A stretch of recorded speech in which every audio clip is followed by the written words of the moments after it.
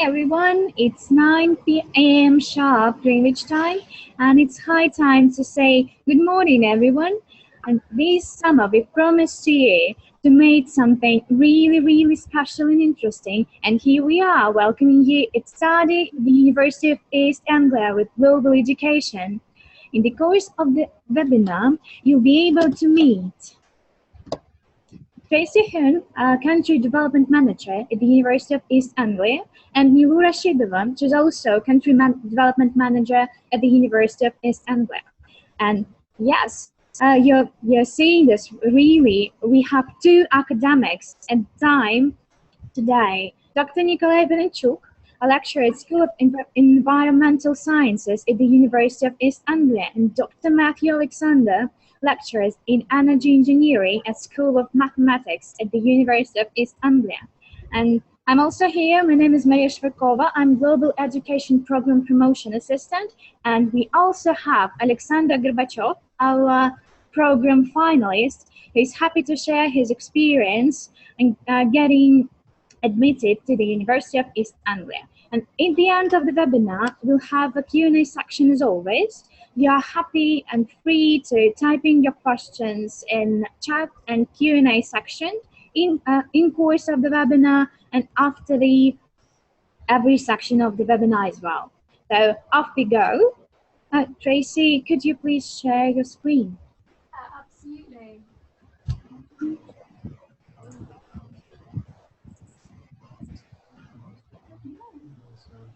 We need to stop at some particular times because some other videos to say as well. Sure. Okay. Well, firstly, good morning or possibly good afternoon, depending on where you're joining us in Russia. We're really happy that you've taken the time to join us this morning. And over the course of the next hour, we hope to be able to give you a little bit more information about the University of East Anglia and about our School of Environmental Sciences and our Energy Engineering programme. Myself and Nilu both work in the international office, and for the next 15 minutes, we're going to give you a little bit of an overview of the university. We're going to talk about our campus environment, we're going to talk about our rankings, and some of the student facilities that are available to students on campus, so that you feel you have a little bit more knowledge about the type of university that we are. So I'm going to move this on.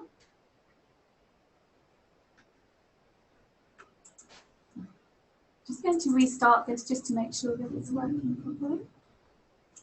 Okay. This one was there. Okay, so the first thing I wanted to say really is that the University of East Anglia is a top 20 university in the UK. And when you say UEA to students in the UK, many students might think of these top subjects. These are some of our fields of study for which the university is very well known. Environmental sciences, of course, and we'll hear more about that later. Our brand new and pioneering energy engineering course, which we'll hear about a little bit later. International development. UEA was actually one of the first universities in the UK to open a School of International Development, and that's one of the courses that Alexander, who is joining us, who's just waving at us there, one of the schools that Alex will be joining in a couple of weeks' time. We also have a pioneering brand leadership program, and we're also very known for social work as well. There are many other subjects, and I don't want to talk about too many of them now, but these are some of the areas for which we are particularly well known.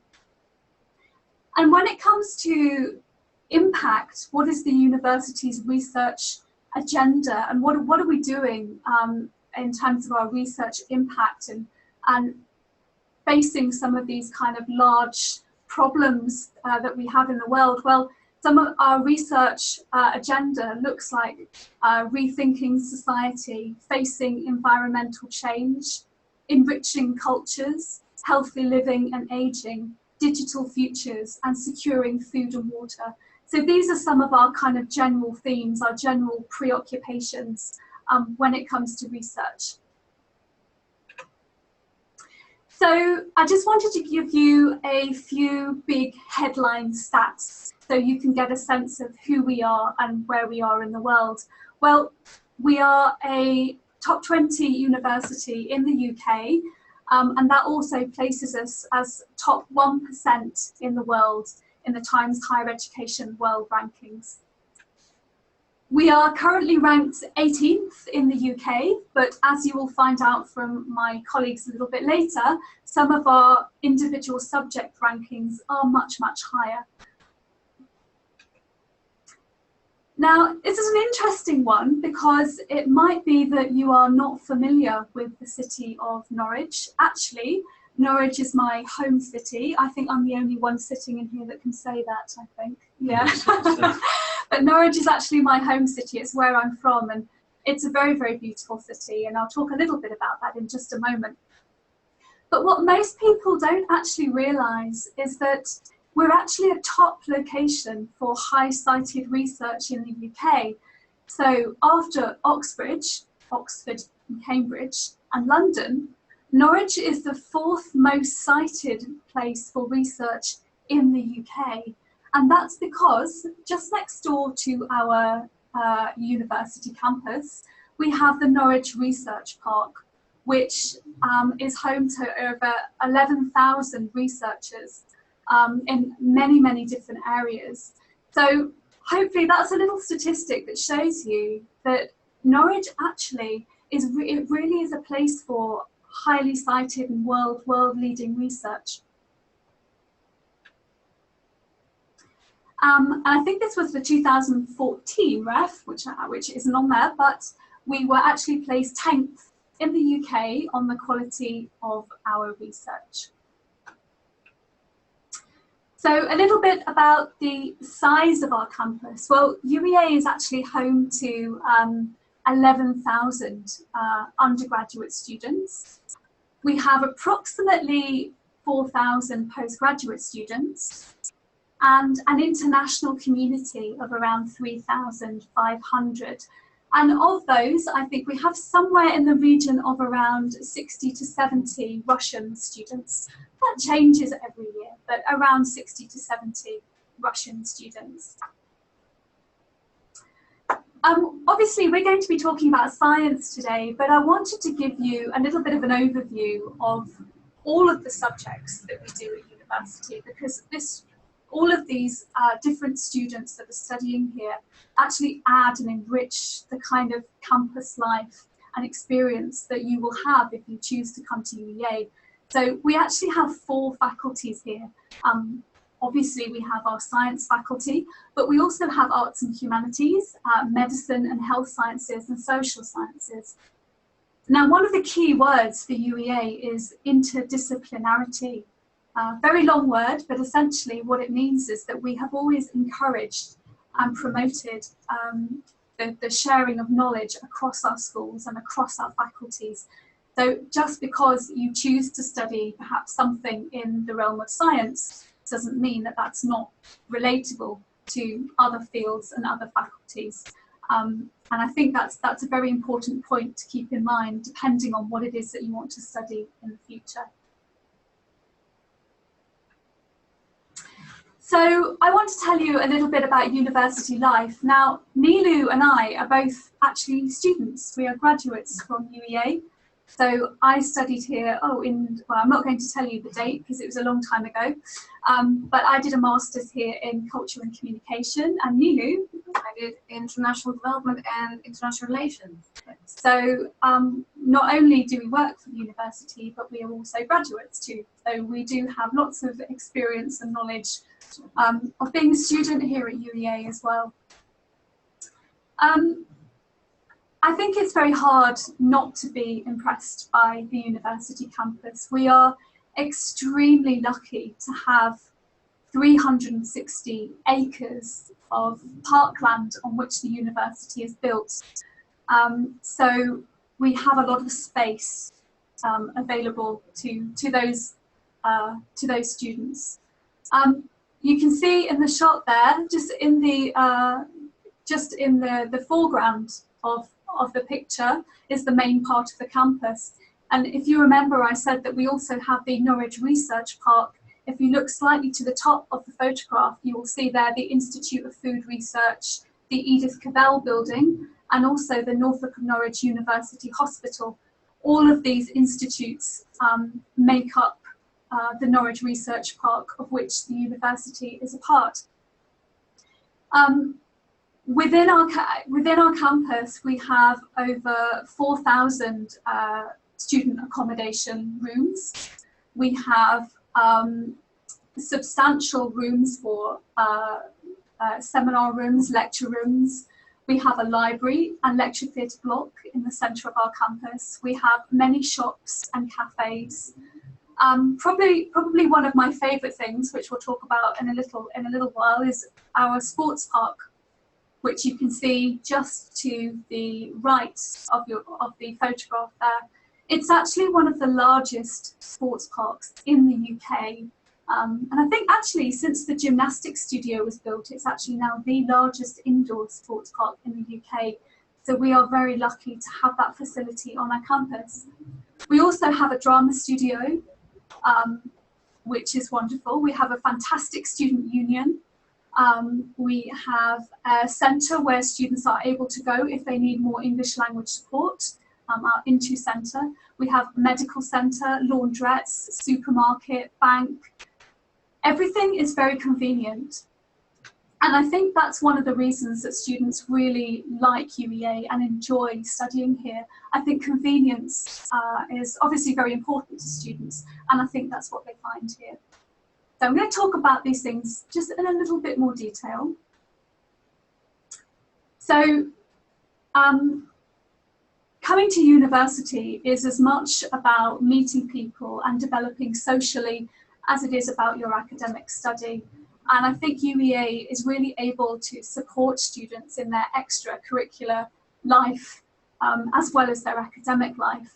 As I said, we have this fantastic sports park facility, which is not free, but it's at a reduced rate for students. Unfortunately, I have to pay full fees because I'm staff, and it's something that I do use on a monthly basis when I'm not being too lazy. So it's an amazing facility, and we have over 60, I believe, sporting clubs and societies that students are able to join. Another reason actually that I chose to stay at UEA is because I'm a big fan of music, and in the centre of our campus we actually have a live music venue which holds up to 3,000 people. And over a year, we welcome about 60 different live acts of both national and international significance who come and play in the centre of our campus. Norwich has a very, very vibrant music scene. And I'm sure if I name some bands, I'm afraid I'm getting a bit old now and I'm probably not quite as trendy as like lots of like younger people, but if I name people like the Manic Street Preachers, the Killers, Public Enemy, Ting Tings, Placebo, lots and lots of famous bands come and play on our campus every year. So to have that entertainment right there, 5 minutes away from your accommodation, I think you'll agree it's actually pretty cool. One thing, I talked about our student union. We have a very active, very vibrant student union. Aside from the sporting clubs, overall we have about 200 different societies and clubs that students can join. And I think that's really exciting because university is really about trying new things. I mean, not everything is for everybody, but you have the opportunity to go out there to meet new people, to learn new skills, and to really try and just try things that you haven't done before. And UEA can provide that opportunity for you. I think we have so many different societies, everything from book society, math societies, international. Russian speaking society. That's true. We do have a Russian speaking society as well. Everything from very serious clubs right up to very fun things as well. So lots of opportunities for you to have fun and enjoy things in your downtime. A very, very important factor of university life is where you're going to live. If you're not happy with where you're living, it can really affect your studies and your general experience of being at university internationally. I think UEA is incredibly lucky that because we have such a great space, we are able to build, and we keep building top of the range accommodation. And our accommodation has twice been ranked first in the UK, which is really testament to the quality of the kind of accommodation that we can provide. Just to give you a little bit of an example, we also have many different types of accommodation, which means that we can be quite flexible about your budget. So if budget is an issue, then you can try and find something that will accommodate you. We have en-suite accommodation, which means that you have your own private bedroom and you have your own private bathroom. And we also go right down to shared accommodation as well. Again, all very good standard, all within walking distance of your rooms, except of course for the city accommodation, which is in Norwich city centre. Just to say as well, the university is located about 15-20 minutes by bus from the city centre. The buses are very regular. In fact, I actually live on the other side of the city, so I have to get the bus to and from work every day, and it's very easy. I never have any problems. So it's very easy in terms of public transport as well.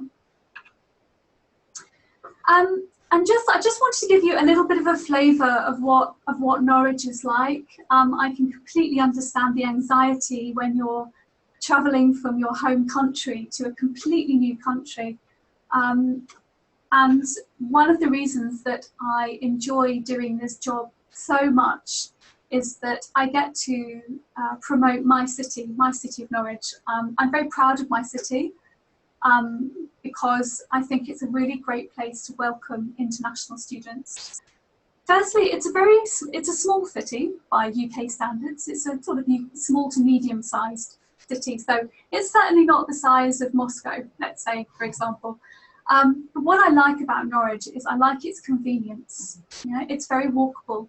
It's very easy to be able to walk from one area of Norwich to another without having to spend too much time or take too much transport. It has everything you need. It does. On a small scale. On a very small scale. It's a very friendly city as well, and it's got a very relaxed pace about it. So again, if you're used to being in Moscow, that might take a little bit of getting used to. But most of the students I meet actually find that once they settle in here, that they actually find it very relaxing and a very nice place to be able to just concentrate on their studies without too many distractions. It's also one of the safest places in the UK. I mean, if you're concerned about safety, and of course, when you're travelling overseas to a new country, I think that should be a consideration. Norwich is a very safe place. The UK Home Office suggests that Norfolk is one of the safest counties in the UK. So that's another credit, I think, to Norwich. Of course, I can tell you a lot more about Norwich a little bit later if you have any questions, and perhaps Neil and I will be able to answer them. But I want to make sure that we get to the main point of the presentation, which is to tell you about our subject. So the very last thing I want to say is that we are, as a university, we are incredibly experienced at welcoming international students, and we have a whole range of services that are here especially for international students to help them fit in, to support them with every aspect of transitioning to a new country. So we have academic advisors who are able to assist you. We have resident tutors in our accommodation to help you settle into your accommodation. For those of you that feel that you need more English language support, there are a number of different schemes to help you with your English language. So we have the English language support program, we have buddy schemes, we have conversation clubs, and we also have learning enhancement tutors who are there to help you with your English language writing, your speaking, your presentation skills as well.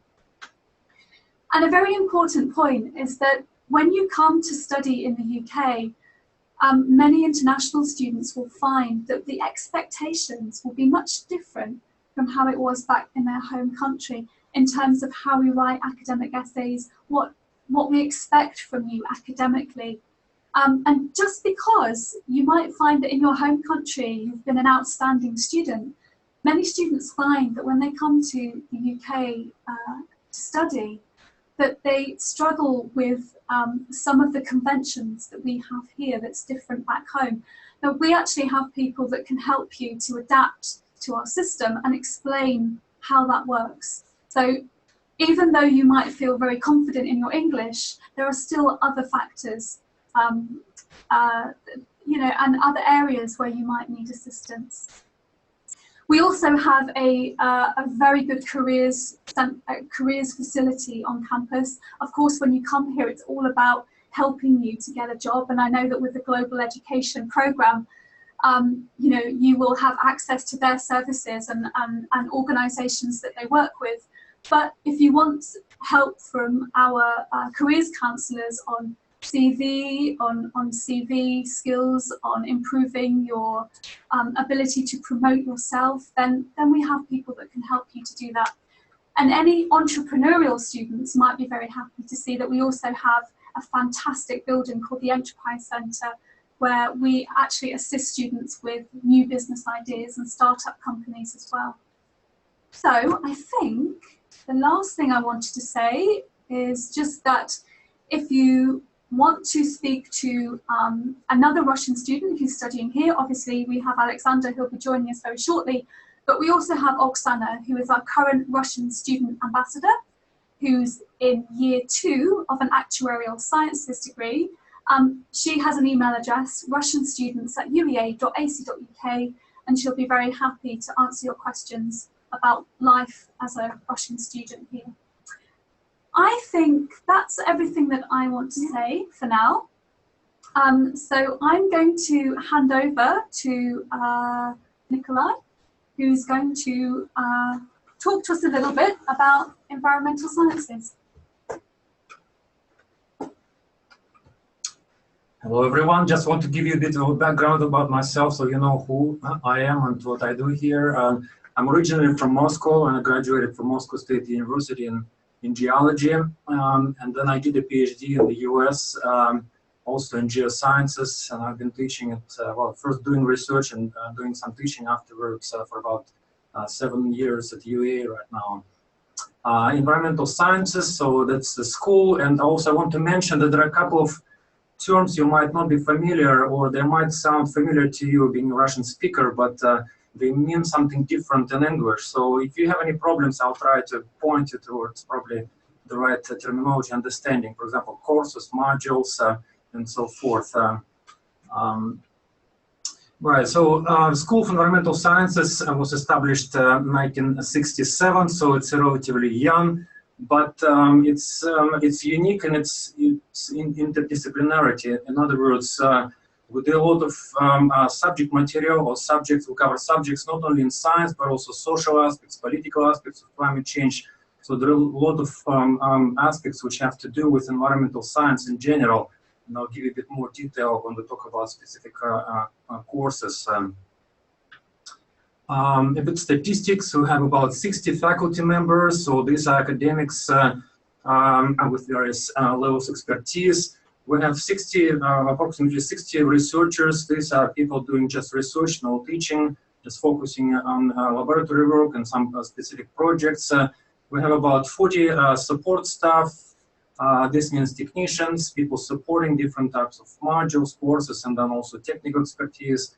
And what is important for you is, of course, about 140 postgraduate students, which would include both masters and PhD students as well. So when you think about masters and PhD in the UK, we typically talk about equivalent of магистры или кандидатские студенты. То есть такой вот уровень. 140 students doing this sort of level studies. And we have more than 400 undergraduate students. So in other words, will be дипломники you want to think about Russian equivalent. We are fourth in the UK for environmental sciences, so it's a very high ranking considering a number of different world-class universities around the world. And we're 11th in the UK for earth and marine science. So if you're interested in specific subjects within environmental sciences, say geology and subject dealing specifically with earth or marine science, it's slightly different perspective, different modules and courses, but the expertise is available and it's very well respected as well. And what is also important for a lot of students, of course, this of course includes undergraduate level as well, satisfaction with your education and overall well-being. Tracy described, of course, various aspects of living in Norwich and studying at UA, and we get about 95% satisfaction, which is extremely high, of course, for the UK and for any campus, of course, if you think about it. When you get to the higher level of education, say if you're master's, particularly the PhD level, you do a lot of research projects, which essentially start your career, no matter if you're in academia or if you're doing research in, say, industry, and you get into the area which you think about how important your research is, not only for your own benefit, of course, but for world community, scientific community overall. And in this respect, environmental sciences are extremely well placed and well respected. You can see that in the UK it has the highest ranking among environmental sciences. If you're wondering what this REF is about, this Research Excellence Framework, it's a particular system which is available in UK to assess the quality of research for science and engineering, of course, as well. I don't want to elaborate on this subject, but if you have questions later on, of course, we can discuss it more. School of Environmental Sciences, if we think about masters and also PhD level studies, the first thing which is very important here is multidisciplinarity. In other words, we have very different areas of expertise and, of course, modules you can take. So this is ecological science, as you can see, dealing with ecology, then marine, atmospheric sciences, geosciences, geology, geochemistry, and so forth, and also social sciences. So you can see different subjects within the School of Environmental Sciences. But what is also extremely important, particularly in the modern world, is interdisciplinary. In other words, we're not only dealing with individual subject areas per se, but also we try to encourage cross-linking. So if you're doing ecology, you are well placed to do social science, of course, as well. There's a lot of interaction among specialists in these fields, and you can design your own PhD project or PhD essentially area where you can do this sort of cross-linking. The same with geosciences and say atmospheric sciences and ecological sciences. If you're doing a project dealing with some climate change in the past, it's extremely important to not only understand geological context, but also looking at ecology, how things changed in the past as far as, say, animals and plants and so forth are concerned. So interdisciplinarity is unique as far as environmental science at UA is concerned. Again, a few things which we already went through, but this is just to highlight. Things are dynamic and they changed, and you can see a number of different specialists, of course, change through time as well. Right, so what I want to do next really is to focus on the MSc courses which are available to potential applicants, of course. And here I want to strengthen the point that courses is not really like it is you might perceive in Russian, say, first year course, или второй, или третий. It is something to do with programs. So in this particular instance, courses would be more of a program or программа, которую вы можете взять именно в качестве как магистр. 3 courses: MSc, so Magister in Environmental Sciences, then MSc in Climate Change, and also MSc in Environmental Assessment and Management. What I'm going to do next is to talk a bit more about each of these. We don't have a lot of time, but I'll try to give some sort of feeling what these are about, and also what kind of modules you can take when you're part of these, and what also is required from you. Typically, it's 46 weeks of courses starting late September and finishing around August the following year. You can see mid-August. So it's very quick. It's very intense study for the whole year, essentially, but you're done within a year, so it could be very, very convenient if you want to do very detailed and very thorough study, but not to spend too much on it, very focused.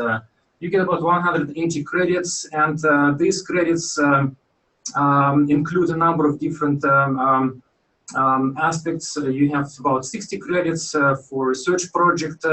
So you do a particular project, you have to write a dissertation, and then you get essentially a lot of credits for this.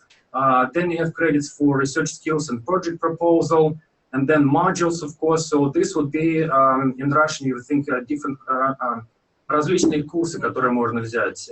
То есть credits, тот modules, это определенный курс. And one module is about 20 credits. So you can see один курс приблизительно 20 credits.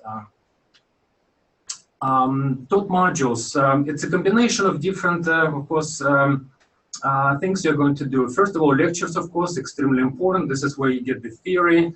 It's very similar, of course, to the Russian system. So you go to a large auditorium, you listen to the lectures from a particular lecturer in the field.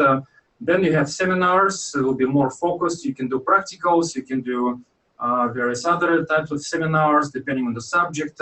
Of course, you're expected to do a lot of self-study. So it's not only going to this and sleeping a little bit during lecture and then pretending you do something during the seminars. The people really require from you to spend a lot of time after hours. And of course, practical. So you can do a lot of hands-on experience. You can get exposed to real equipment. You can do projects which require data generation, of course, working with technicians and so forth. And some modules and some courses would require also field work. So if you're in, say, environmental sciences and you want to look at, say, environmental chemistry, you could do field work under the guidance of particular faculty member or technician. So you can do really a lot of data generation based on what you do in the field. Course structure for environmental sciences. So this is MSc in environmental sciences. You get about 80 credits for compulsory modules. So you can see research skills and dissertation. And then you also have optional modules, which is quite important, which is quite different from a lot of Russian universities and institutions. You don't take only those which they ask you to take, which is core requirements, a particular course. You can also have freedom to choose modules you think would fit into your particular area of interest and expertise you want to gain. So this is quite important. Just examples of some of the modules. Again, I don't want to go through each of these because we don't have a lot of time on it, but if you can see when you deal with social sciences aspect of environmental sciences, MSc, you can take these sort of modules. So these are the names of разные курсы, которые можно взять as part of social sciences. Ecological sciences choice is quite different. You can see trendy, of course, GIS, so global information system, for example, and then ecological modeling, things like this. So there is a lot of quite interesting modules. Geosciences, very large range of modules as well. You can look at stable isotopes, you can look at fossil fuels, of course, paleoclimatology, and then Earth and life. So there is a very large range of modules within geological sciences. Marine atmospheric sciences are very, very different. In terms of modules you take, this deal primarily with modern climate, modern chemistry of atmosphere, so physics, mathematics. So if you're into modeling, say, and if you're a mathematician and you don't want to do mathematics anymore, but you got a degree, this is the place to go, because you can obviously apply highly specialized mathematical and physical skills to study modern climate and modern atmospheric conditions. And a lot of people do this when they want to say and look at weather forecasting. So this is a place to do if you're interested in this aspect of earth sciences. And a major part of your studies, MSc level, will be generating a dissertation, which sounds quite scary, but in reality, what you do, you work very closely with an academic who has a lot of expertise in supervising both masters but also PhD students. So from the very beginning, you get very good guidance in terms of developing your research project and then generating data and then producing something like this. You can see these bound copies of various types of dissertations. And of course, we have a great variety of specialists. These are, by the way, of course, not all the 60 people available, but this is just an example of people who are closely involved in supervising MSc students in environmental sciences. What I want to do is to talk also about job prospects. You can do research, of course, after you graduate. You can continue to the PhD level. You can look at, you can work for environmental research organizations. These are just UK-based abbreviations. But the point here, you can stay and do academic type of activities later on. You can work in consultancy. So these are companies which environmentally based, and you can work with them at having MSc degree. You can also look at, or work with policy makers, so you can apply your knowledge of environmental sciences to influence policy to a certain degree. So these would be organizations which can hire people with this sort of degree. And then, of course, industry. And so a lot of, say, energy or petroleum companies are interested in this specific level of expertise. They don't necessarily want to have people with bachelor's degrees because not a lot of expertise yet, but they also don't necessarily want to have PhD level knowledge as well because it becomes too specialized. So MSc level is perfect fit for, say, petroleum and gas and energy companies if you're interested. But of course, there are other companies which would take specialists in at this level, say water industry, water management, and so forth. So there is a lot of different applications and a lot of different opportunities when you think about MSc in environmental sciences. In the interest of time, I want to briefly go through two other programs. So this is MSc in climate change. So just a compilation of degree requirements and also the type of other things, for example, optional modules and maybe examples of some of the modules you can actually take.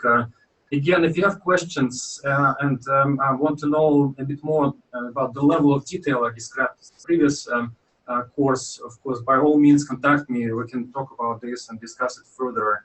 I think email will be available later on, I understand, right? And then, of course, we also have MSc in environmental assessment and management. So this is quite different. It's less to do with science per se. It's more to do with application of physical, chemical, and mathematical principles of environmental sciences to address really very, very important issues with society is going to face in the near future. And these are, again, some of the requirements you can see for this particular level. That's it. Thank you very much for your attention. Please ask me questions if you have any later on. Thank you, Nikolai. Hello, everyone. Dr. Matt Alexander. I'm just going to talk briefly following the three MSc courses that Nikolai's talked about. I'm just going to give a very brief overview, try and give you a flavour of what you can expect, what's expected of you on the MSc in Energy Engineering with Environmental Management, and that's run by a division of engineering. So engineering, it's relatively new. We're within the School of Mathematics. We've been going since 2011, but it's been driven by actual industry support and the demand from industry. There are very excellent links, and that's one of the key unique aspects of this course is the exceptional links with industry, and I'll talk a bit more about that as I go through the talk. On this first introductory slide, actually, I will just mention, there's a number of images here. I think I need to just say a little bit about them. So top left, there's an example. There is some of our students actually winning the NPower annual prize. So that was a very proud moment. We actually generally seem to come in the top 3. This is a national competition, so we do exceptionally well. And we think we like to take a bit of credit, obviously, the excellent teaching and links with industry. And also it's about giving good commercial awareness to our students, which is something that we do focus on here, and giving lots of opportunities to network with industry and build those contacts, understand what industry wants. I also teach project management and try and embed that in, so you get a good understanding of what industry want from a graduate to give you better employability skills, give you a better chance. We've done very well. We've had 100% employment record. As Nikolai mentioned, there are various things you can do. Predominantly our graduates from the SMSC do end up in industry. A small proportion, maybe 10%, do a PhD. Most of them are actually employed by industry contacts that they've actually built during the study on the MSc, and I'll talk about how that's possible later. Just looking at left again, second down on the left, very interesting. The UEA actually has a biomass-fired power plant on campus. That's something quite interesting, and we like to get a tour of that when we can. And then the next one down, it's third down on the left, is an example of a site visit of the MSc students to Sizewell B. It's one of the UK's fleet of nuclear power stations. That's very close to us here. And at the bottom left, an example of our students enjoying themselves a bit too much. But it's the East of England Energy Group Gala dinner. So there's opportunities there. This is where a lot of the companies, excellent networking opportunity if you can not drink too much too early. And so captains of industry are there, so it's a very good opportunity to network. And then looking at the right side, top right, just an example of some of the laboratory work, practical work. Next down, we've got a grilling from industrial leaders, again on our students presenting about risk. So risk management is part of the course. And then we have other site visits, again, looking down. And bottom right is actually an example, another networking opportunity that we like to encourage. Companies give us an opportunity to actually have a breakfast meeting. So we turn up before 9 o'clock, so you have to get up early in the morning. But it's a really rewarding exercise. You get to talk to them, they give a presentation, they have a Q&A session. Again, it's a really good opportunity to network with people in industry who are looking to offer. The whole course has come about because industry had a shortage of skills in energy engineering and environmental management. So they called for a course that would deliver the skills that they need. So they're very actively engaged in the MSc and looking actively to recruit from the MSc graduates. That's why it's done very well for employability. And this is an example, again, they're looking for people to show an interest in what they do, and they can offer them a dissertation project, for example, where they have the companies enjoy the dissertation because they get effectively an extended interview over 2-3 months where you work very closely with the company on the research project, and they get to know you very well, give you a little bit of financial support in doing so, hopefully, but also that very, very commonly leads to employment. Yes, so I'll talk a bit about that as well. So moving on, I'm using the wrong mouse. It's still working out. So this is just a very brief look at what I'm going to talk about, so the structure of my talk. So I'm going to have a quick look at the course structure in a similar way so you can compare it to the other MSCs that Nikolai's talked about. And we'll look at the talk modules and the dissertation as well, and the weightings of those in the MSc. And another look at industry support and the drivers from industry. It's very important, because, and it is quite unique. We're very lucky to have such good support from industry.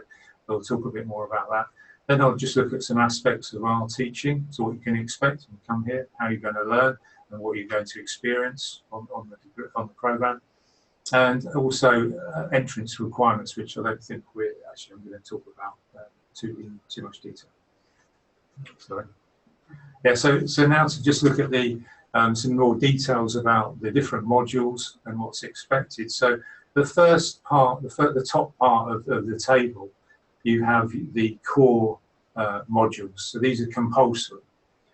So that includes, you have 80 credits. Nick and I talked about that. So each module is worth 20 credits, and there's a core 80 credits of taught module components. So that's energy engineering fundamentals, oil and gas engineering, which it's heavily fed into by visiting lecturers from industry.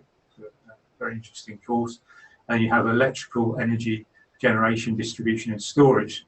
That's actually run by the School of Computing Science, and that illustrates we're very well supported by a cross-faculty endeavour. So we have support from different schools to feed into the teaching.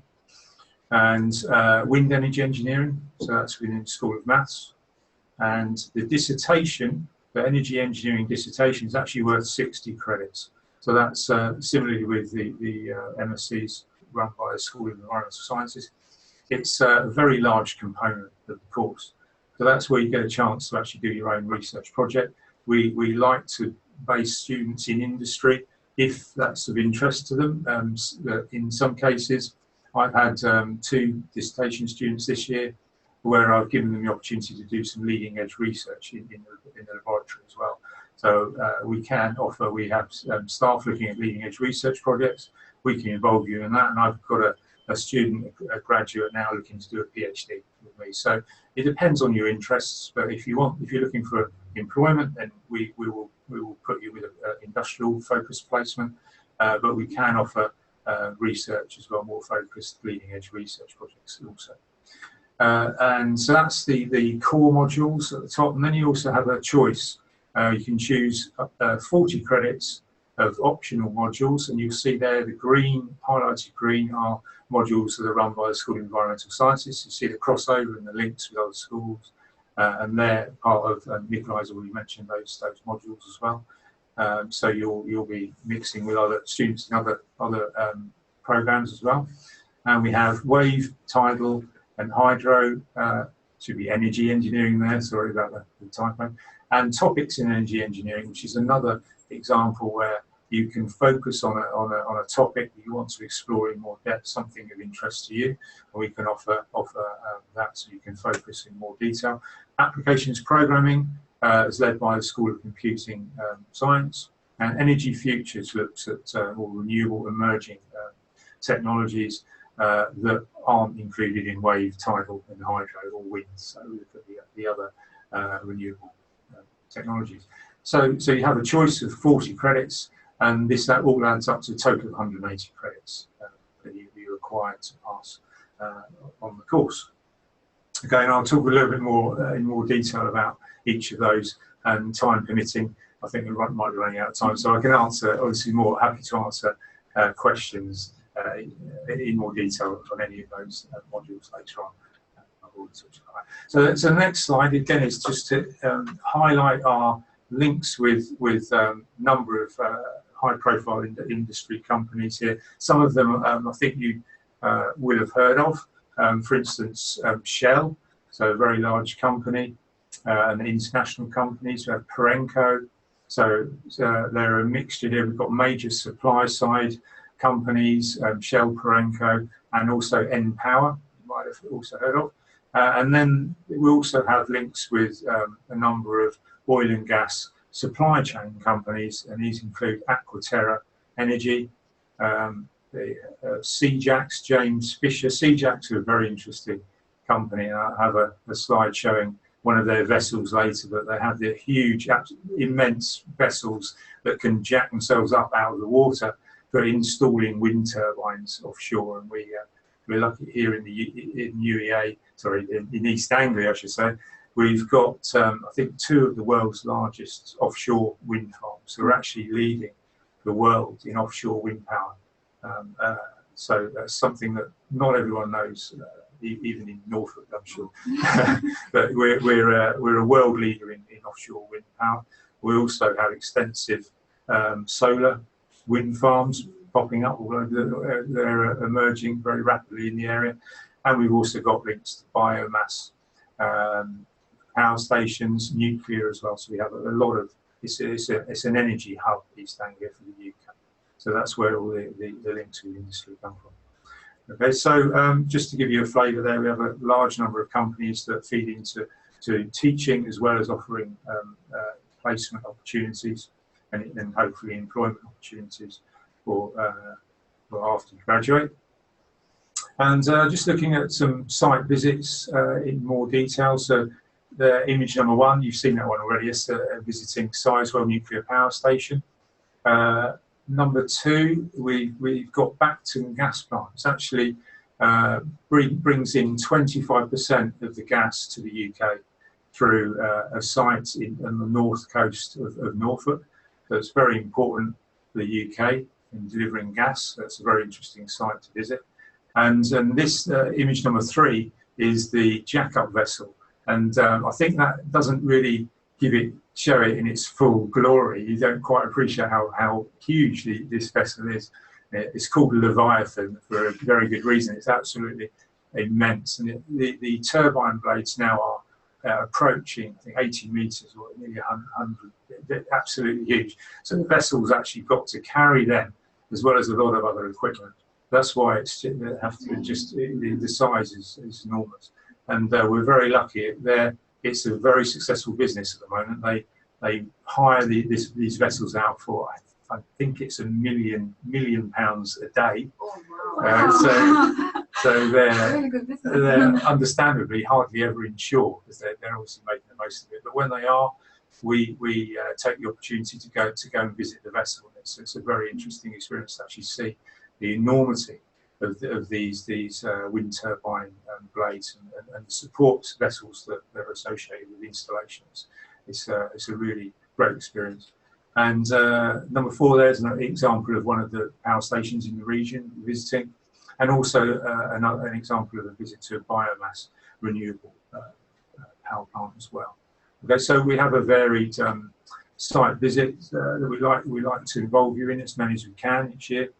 And here's an example of our main laboratory facilities. So you'll have an opportunity to develop practical skills and experiments in hydraulics and hydropower. So on the top left, we've got some turbine equipment. We've got Pelton turbines, Francis turbines, and we've got Bernoulli experiments. We look at fluids. And on image number 2 there underneath, we see a very large wave tank. It's a really nice piece of kit. So we can look at wave dynamics, we can look at the energy delivered for wave power applications. We also can look at research here. We can look at, so we have a very large flow-through vessel just behind that wave tank. We can look at scouring, and that's where you have structures. You've got wind turbines, also relevant to oil and gas, where you have structures embedded in the sea floor, and you have movement because of tidal movement of sand and debris on the sea floor, and that can cause problems with structures. So it's a very good facility for research in that area. And we have a flexible engineering teaching lab shown in number 3. So we do various experiments in there. It's a very nice working environment in the engineering lab. And there's mechanical testing there. We've also got steam turbines. We've got energy from steam and energy conversion and vibration dynamics, all sorts of experiments. And the last one there, number 4, sorry, not the last one, number 4 is the electronics lab. So it's difficult to appreciate that. It's a very well-equipped electronics facility. We look at electrical module where it's backed up by experiment. And at the top right, we've got an example of a mechanics experiment there looking at beam bending, so understanding physical properties of materials as well. Okay, okay, sorry, I'm being told to hurry up, so I'm going to speed through. So this is an example here of the MSc dissertation module, just a very quick overview. So there's three modes: industrial based projects I've already mentioned, industrial linked, so that's at UEA but with an industrial sponsor, or you can be based in industry, and then C is UEA based with no industrial contact, so that can be just a research focus. So here it's a little bit different. It's actually the taught components of the course run from late September to June, and then the taught component of the MSc is actually completed, and then you'll have another period, June to September, where you're free to actually work full time within a company, and that's why it's set up that way. So you can actually be based in the company to develop those links. Okay, so it's in some ways it's different to other courses, but it does run for the whole year. That does mean so you've got a 12-month program, but of course it's very important to have that period if you want to work in industry, that you are able to work full time and develop close contacts with industry. Okay, so there's a little bit more detail there about the core modules. So I can leave that, obviously, that you've got that information. I'm happy to answer any further questions on the modules as well, best I can. If I can't, then I'll be able to put you into contact with someone who can. Okay, so there's some more information about our modules and the optional modules as well. And I hope I've given you a good overview and a good flavour of what we do. Thank you very much. Thank you. Thank you very much for your presentations, Tracy, Nilu, Nikolai, Matthews. Really, thank you very much. I guess everyone enjoyed your presentations. It's so interesting, and I guess our students are just already. And listen, guys, you should be applying to UEA already. It's a perfect opportunity for you. Really interesting. So far, we have only one question. Guys, don't be shy. Really, no question is silly. Everyone's waiting for your questions. I guess this question would be for Trace and Nilu. Anton is asking if you have PhD programs for social sciences, for example, social work or educational leadership and management, something like that.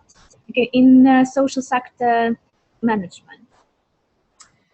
Yeah, so the majority, in fact, I think all schools at the university offer the opportunity for PhD opportunities. I think Nilu and I probably wouldn't be able to comment on the exact topic without having to refer to the academics within that school, but certainly PhD opportunities and postgraduate research opportunities exist in all schools. I think what I would encourage whoever asked that question to do is, if maybe we go back to the slide with Nilu, my email address is basically to contact us with a little bit more information about what their area of interest is and what it is that they would like to do. And we would be able to speak to our colleagues in the school and find out if there is a match there. Of course, we would need to make sure that the school offers the ability to be able to supervise students in that particular area. And that's something that we'll be very happy to investigate. Thank you very much. That would be really, really helpful. Thank you. And we have one more question. Yay!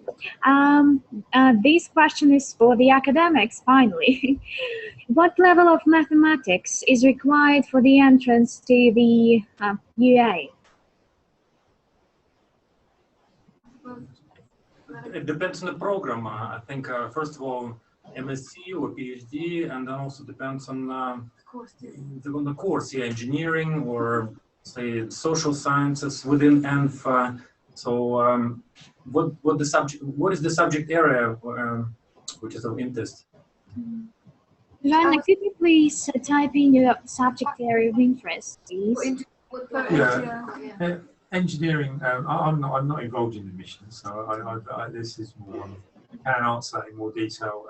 It does depend on your other qualifications as well, but there is a significant amount of mathematics within the engineering degree. So yes, you need to have a good level of mathematics. Typically, we are looking for. I know on the undergraduate program, we've taken some people with a C actually this year, but generally we're looking for A grades really. So it does depend on the mix of what your qualifications are, the overall sort of points. But yes, you do need to be competent in mathematics for the engineering program. And you have to like it to some extent, I suppose, Yes. because there will be a lot of it.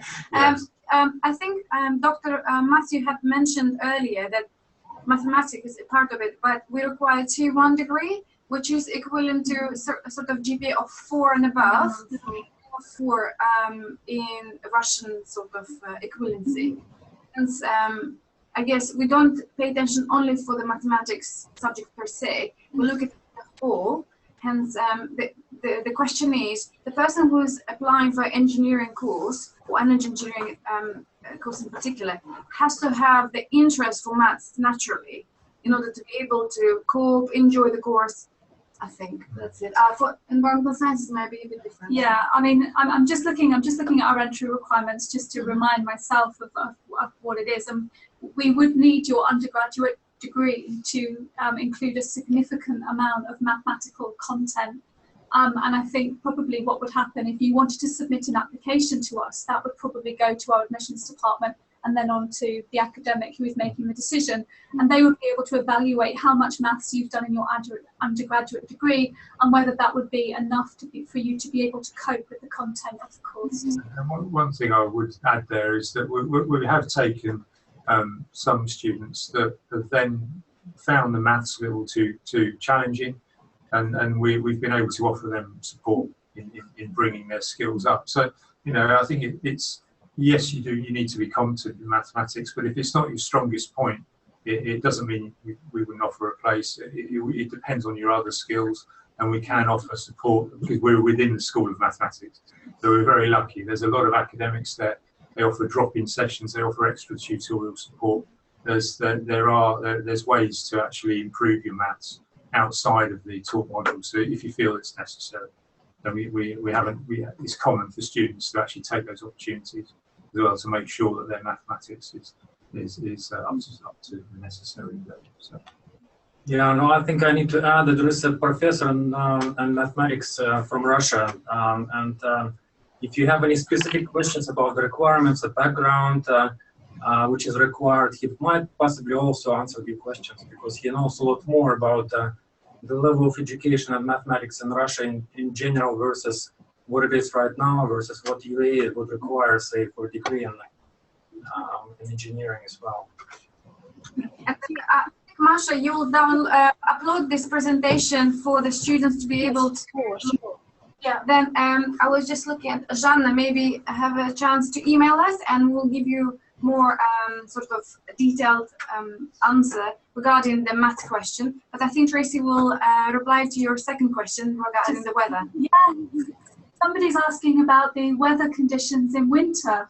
Well, usually, because I also travel quite a lot to Southeast Asia, so usually I have to tell students to be prepared for very cold conditions in the winter.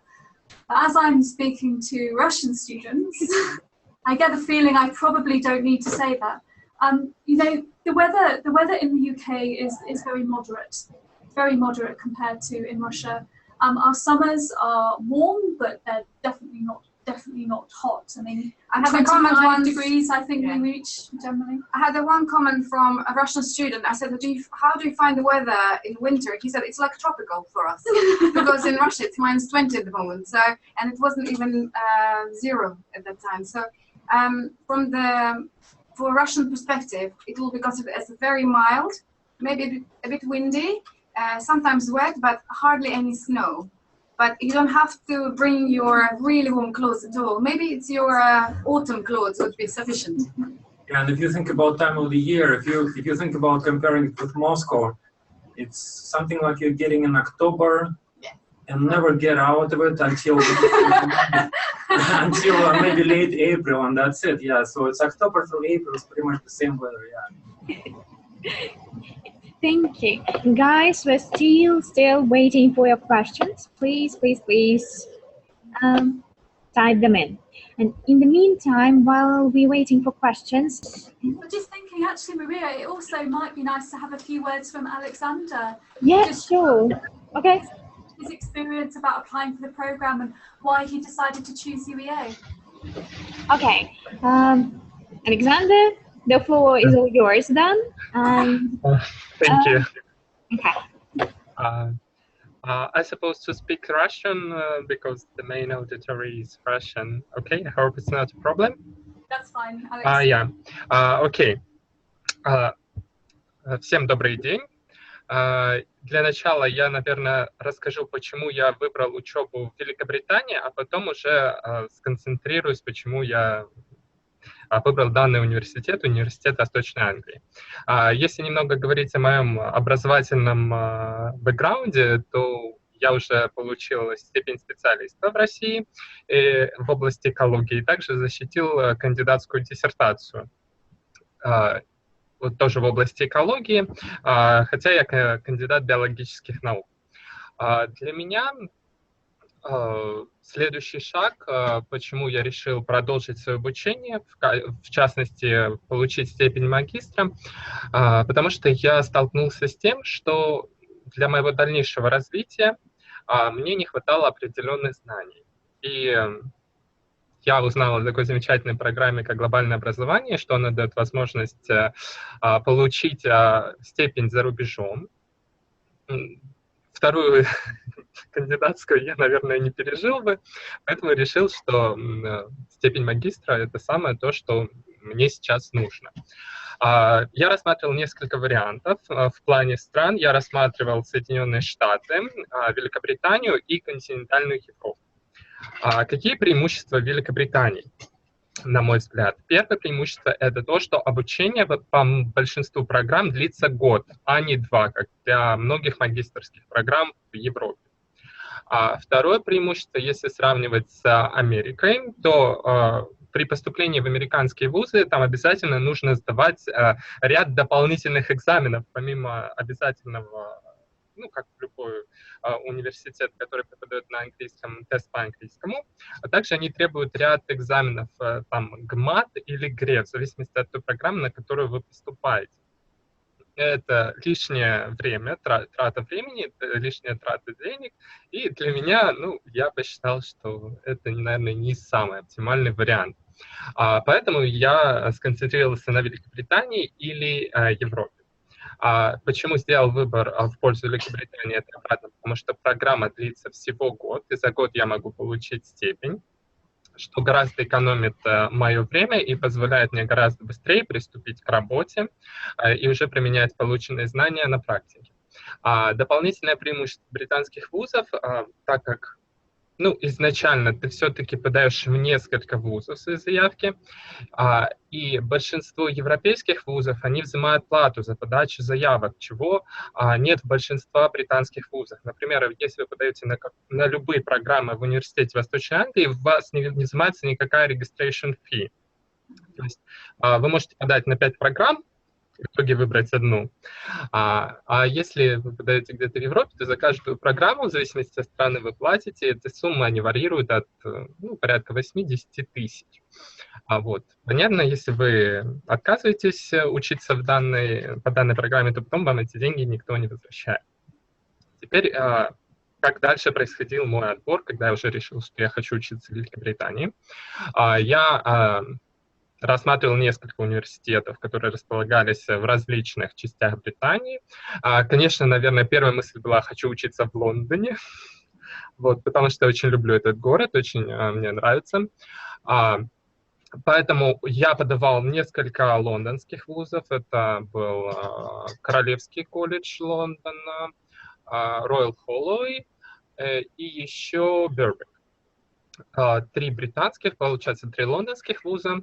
Я рассматривал вот университет Восточной Англии, я рассматривал университет Саутгемптона и Лидс. Теперь, собственно, наверное, в чем для меня преимущество университета Восточной Англии? Первая моя специализация. я не нашел в других вузах, которые я подавал, такую специализацию, которая вот мне вот настолько подходила. Моя специализация — это окружающая среда и международное развитие, Environment and International Development. Это междисциплинарная программа, на которой я смогу получить знания как в области окружающей среды, так и в области международного развития. Мне это очень важно, потому что в настоящий момент времени моя работа связана с работой в общественной организации. Я курирую ряд экологических проектов в России. И для дальнейшего успешного развития себя как специалиста я считаю очень важным для меня получение именно этих знаний в этой области. Я познакомился с различными рейтингами, конечно же, когда изучал. Допустим, моя специальность Development Studies, она занимает по рейтингу QS, если я правильно помню, то ли 10-е, то ли 12-е место в мире. То есть она очень высоко тоже ранжируется. И ценятся специалисты, которые получают образование в университете Восточной Англии, очень высоко, ценятся в разных странах по всему миру. Когда я общался с Трейси, я всем рекомендую, когда вы подаете в университет, у вас возможность есть встретиться. Либо вы можете позвонить всегда по скайпу, либо, возможно, личная встреча, если вы живете в Москве или там недалеко от Москвы. Я проживаю в Брянске, поэтому у меня была возможность приехать в Москву. Представители университетов, они бывают в России, и они всегда очень рады, если есть возможность встретиться лично со студентами, пообщаться, спросить какие-то, вы можете всегда спросить какие-то вопросы, можете также узнать какую-то интересующую вас информацию об университете. И, наверное, для меня одно из главных преимуществ университета — это сотрудники, которые работают в университете. Это не только преподавательский состав, который имеет большой научный бэкграунд и опыт, и вы можете получить реально очень уникальные знания, но и именно сотрудники, которые работают с вами, вот как Трейси в международном офисе и, собственно, на факультетах. На все свои вопросы, так как я общался с несколькими вузами, у меня была возможность сравнить, как происходил процесс общения. Ответы на все мои вопросы я получал буквально в тот же день. Все было очень подробно, все было очень понятно. Я всегда знал, что если у меня есть какие-то вопросы, я всегда могу написать Трейси, которая сможет решить. Мне казалось, yeah, I said thank you very much, Tracy, for answer all my questions. Yeah. Да, поэтому у меня было реально, у меня возникло такое ощущение, что здесь есть взаимное желание, то есть меня учиться в этом университете, и у представителей университета, чтобы я учился в этом университете. И я понимал, что в случае возникновения каких-либо проблем всегда найдется какое-то решение, которое будет оптимально, ну, как для меня, так и для университета, что, на мой взгляд, немаловажно. Потом, к сожалению, мы достаточно ограничены в финансах. В плане программы грант, он имеет определенные лимиты. И, на мой взгляд, цены в университете на обучение очень демократические. И сумма гранта, она хватает на то, чтобы покрыть стоимость обучения и полностью те требования, которые необходимы на проживание. То есть нет необходимости доплачивать какие-то свои личные средства, что тоже является немаловажным, потому что все-таки проживание в Великобритании — это достаточно дорого. Да, особенно в Лондоне вообще невозможно. Да. Кстати, я очень рад, что в итоге сейчас я общаюсь с некоторыми своими, с другими ребятами, которые получили грант. и учится в Лондоне. И первый вопрос: господи, какое там дорогое жилье. Это еще, да, один дополнительный плюс университета. Наши академики, они должны, у них лекции начинаются, поэтому они уйдут, но мы с Трейси можем остаться и ответить на ваши вопросы, и также continue the conversation. So, but we have to excuse our academics because 15 more minutes. yeah, but Matt has to leave, but I think Nikolai will stay on. Yeah. Okay, so, Sorry about that. But, thank you very much. Obviously, if any questions come through by email, Yeah. we can respond. Thank you very much for your time. My pleasure. Thank you. Thank you very much. Thank you.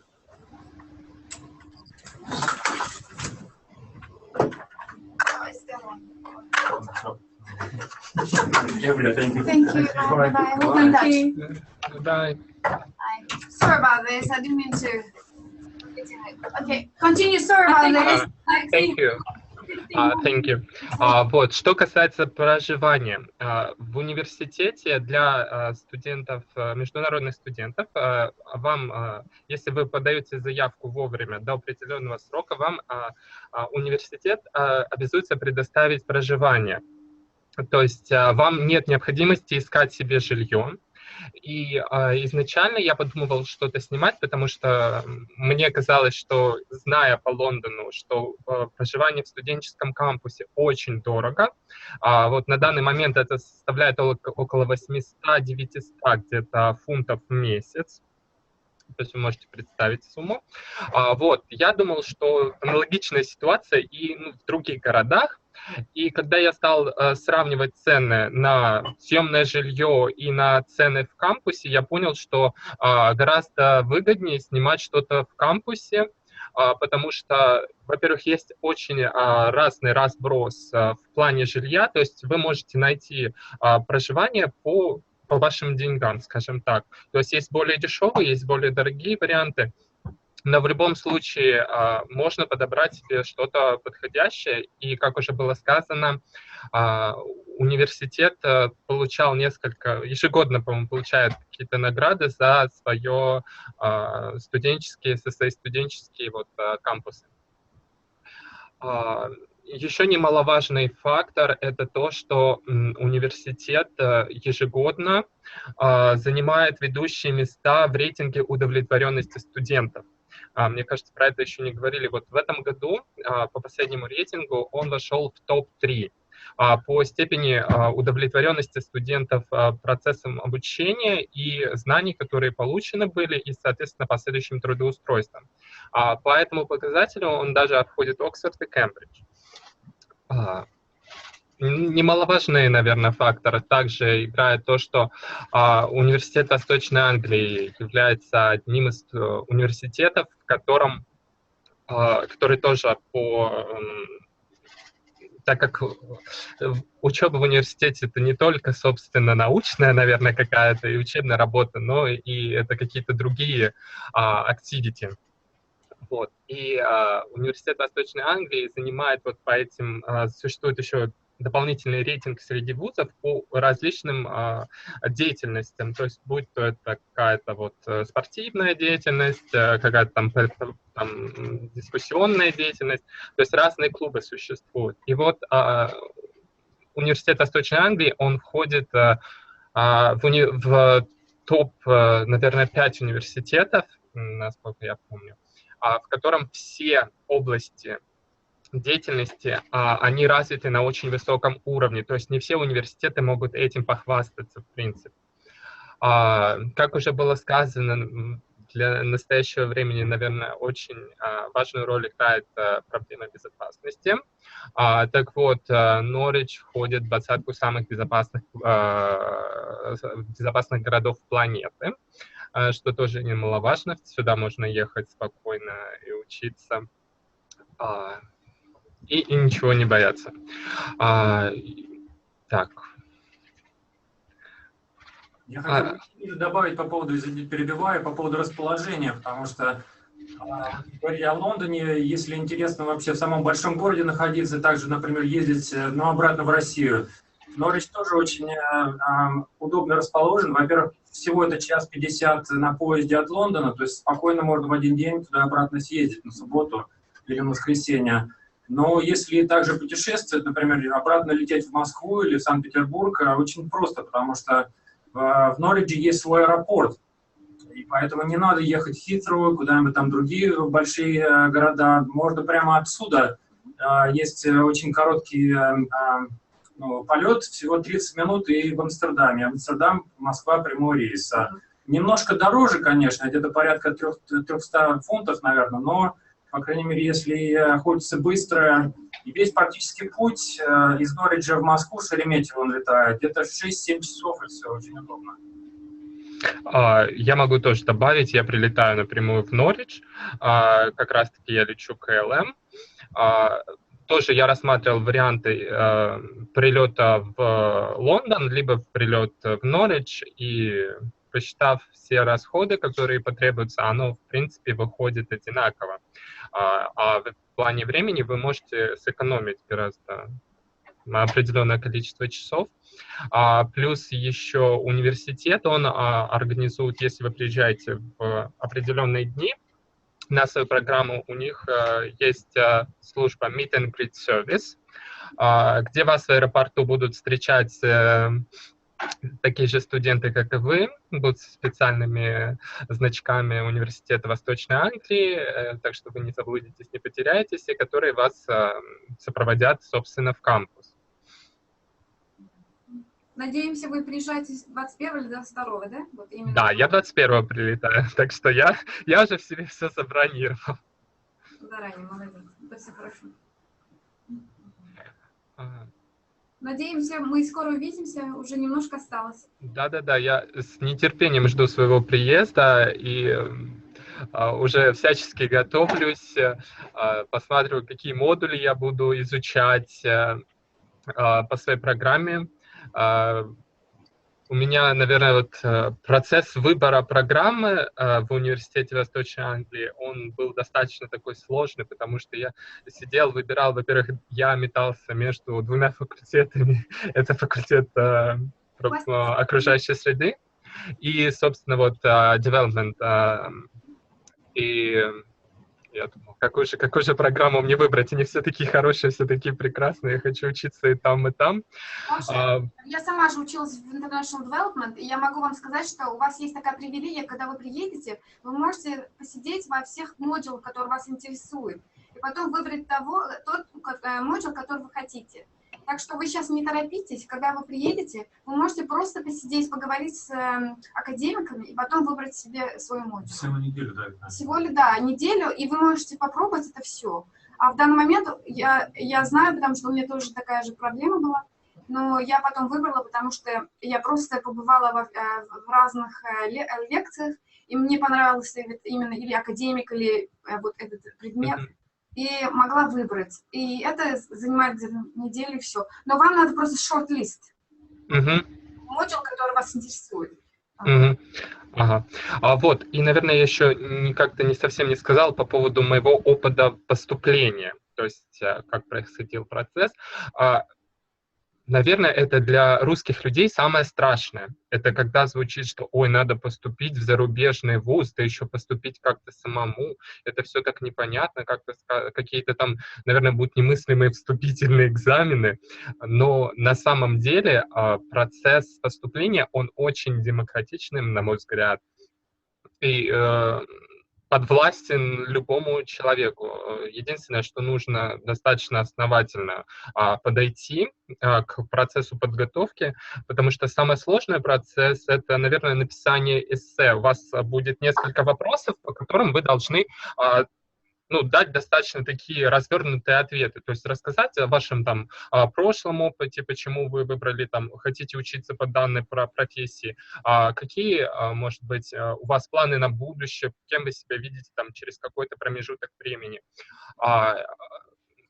Не советую писать вот эти эссе за один вечер, потому что все-таки это достаточно такой длительный процесс, и поставьте себе, ну, такие, может быть, рамки, там, один день вы что-то написали, затем сделали перерыв, подумали там пару дней, потом продолжили там корректировать свою работу.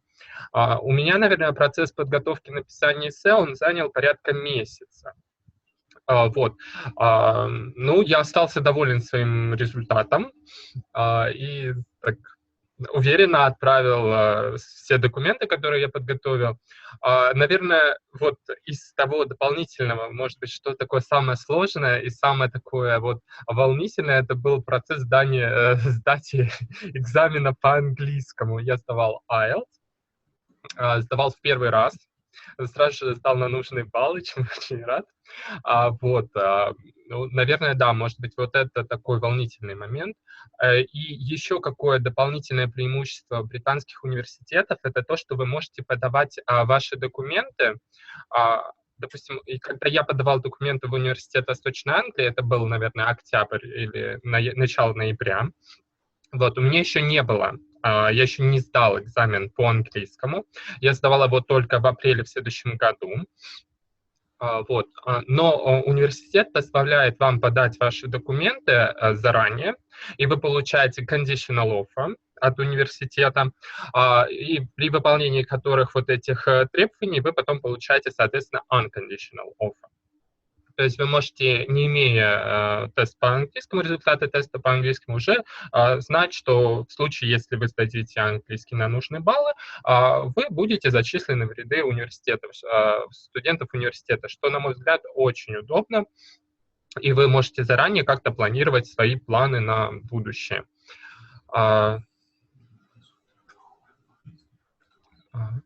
И, наверное, я немного скажу о моем опыте участия в программе «Глобальное образование». Я вам очень рекомендую эту программу. Реально стоящая вещь. Я очень рад, что в нашем государстве появилась такая программа и такая возможность людям абсолютно из любых регионов страны поступить и учиться где-то за границей. На программе просто работают прекрасные люди. Вот сегодня с нами Маша. Маша, мне кажется, это человек, который может ответить тебе в любой момент времени. То есть это будет 3 часа ночи, и ты напишешь письмо, и через минуту буквально будет ответ от Маши. Я люблю писать письма, как говорится, в ночи, и чтобы получить с утра в ответ. И пару раз у меня было такое, что я вот только написал, смотрю, уже, оп, Маша мне же сразу ответила. Вот, поэтому если у вас какие-то всегда возникают вопросы, какие-то, может быть, вещи, то всегда мы можем обратиться к организаторам, к нашим операторам программы. Они нам оказывают поддержку во всех сферах, то есть когда у нас возникают не только какие-то, может быть, вопросы, которые, собственно, связаны с программой, но и с вопросами, вот, потом уже, когда ты уже становишься победителем, это вопрос получения визы, потому что программа активно сотрудничает со всеми посольствами, они всегда передают всякие списки, информацию о том, что наши ребята вот получили грант, и это всегда очень играет важную роль, потому что не было ни одного отказа участникам программы в визах, все успешно их получили, и во многом это благодаря вот сотрудникам программы. И ну, вообще, эта программа также дает дополнительную возможность познакомиться с другими участниками, которые также являются победителями, то есть это какие-то дополнительные новые интересные знакомства и дружба на долгие годы, я надеюсь, тоже. Спасибо большое. Thank you very much for your kind words, for sharing with us your experience. Because everyone just got thrilled as you after your part of the presentation and already applying to UEA, just like at the moment. Yeah. Masha, we have one more question. Yes. This question. And we will also let you know the dates. University of Estonia will be in Russia in this autumn. Oh, and yes, please. Was the session, if that's okay? Yes. The question is how often it would be possible to travel home following the schedule of the module study. Actually, there is a possibility of traveling during Easter holiday, which is Pascha, or the Catholic or Protestant Pascha. It's slightly different from Russian Pascha. Sometimes they coincide, but not necessarily every year. And also Christmas time, not Rождество. But we think that because you're coming only for 1 year and it's very intense, maybe it's better to make the most of Britain or Europe and maybe travel to different cities within UK or travel to Europe like France, Germany, whatever, like Holland, which is literally next door. But if you do have to travel...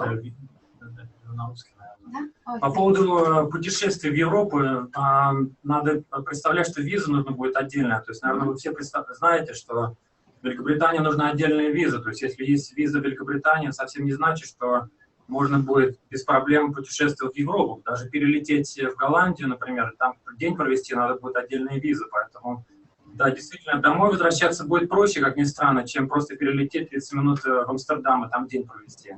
Но, опять же, к вопросу, это тоже от вашего бюджета зависит, потому что 5-6 часов можно быть уже в Москве, поэтому если хочется очень, можно каждый месяц летать, но это от бюджета зависит.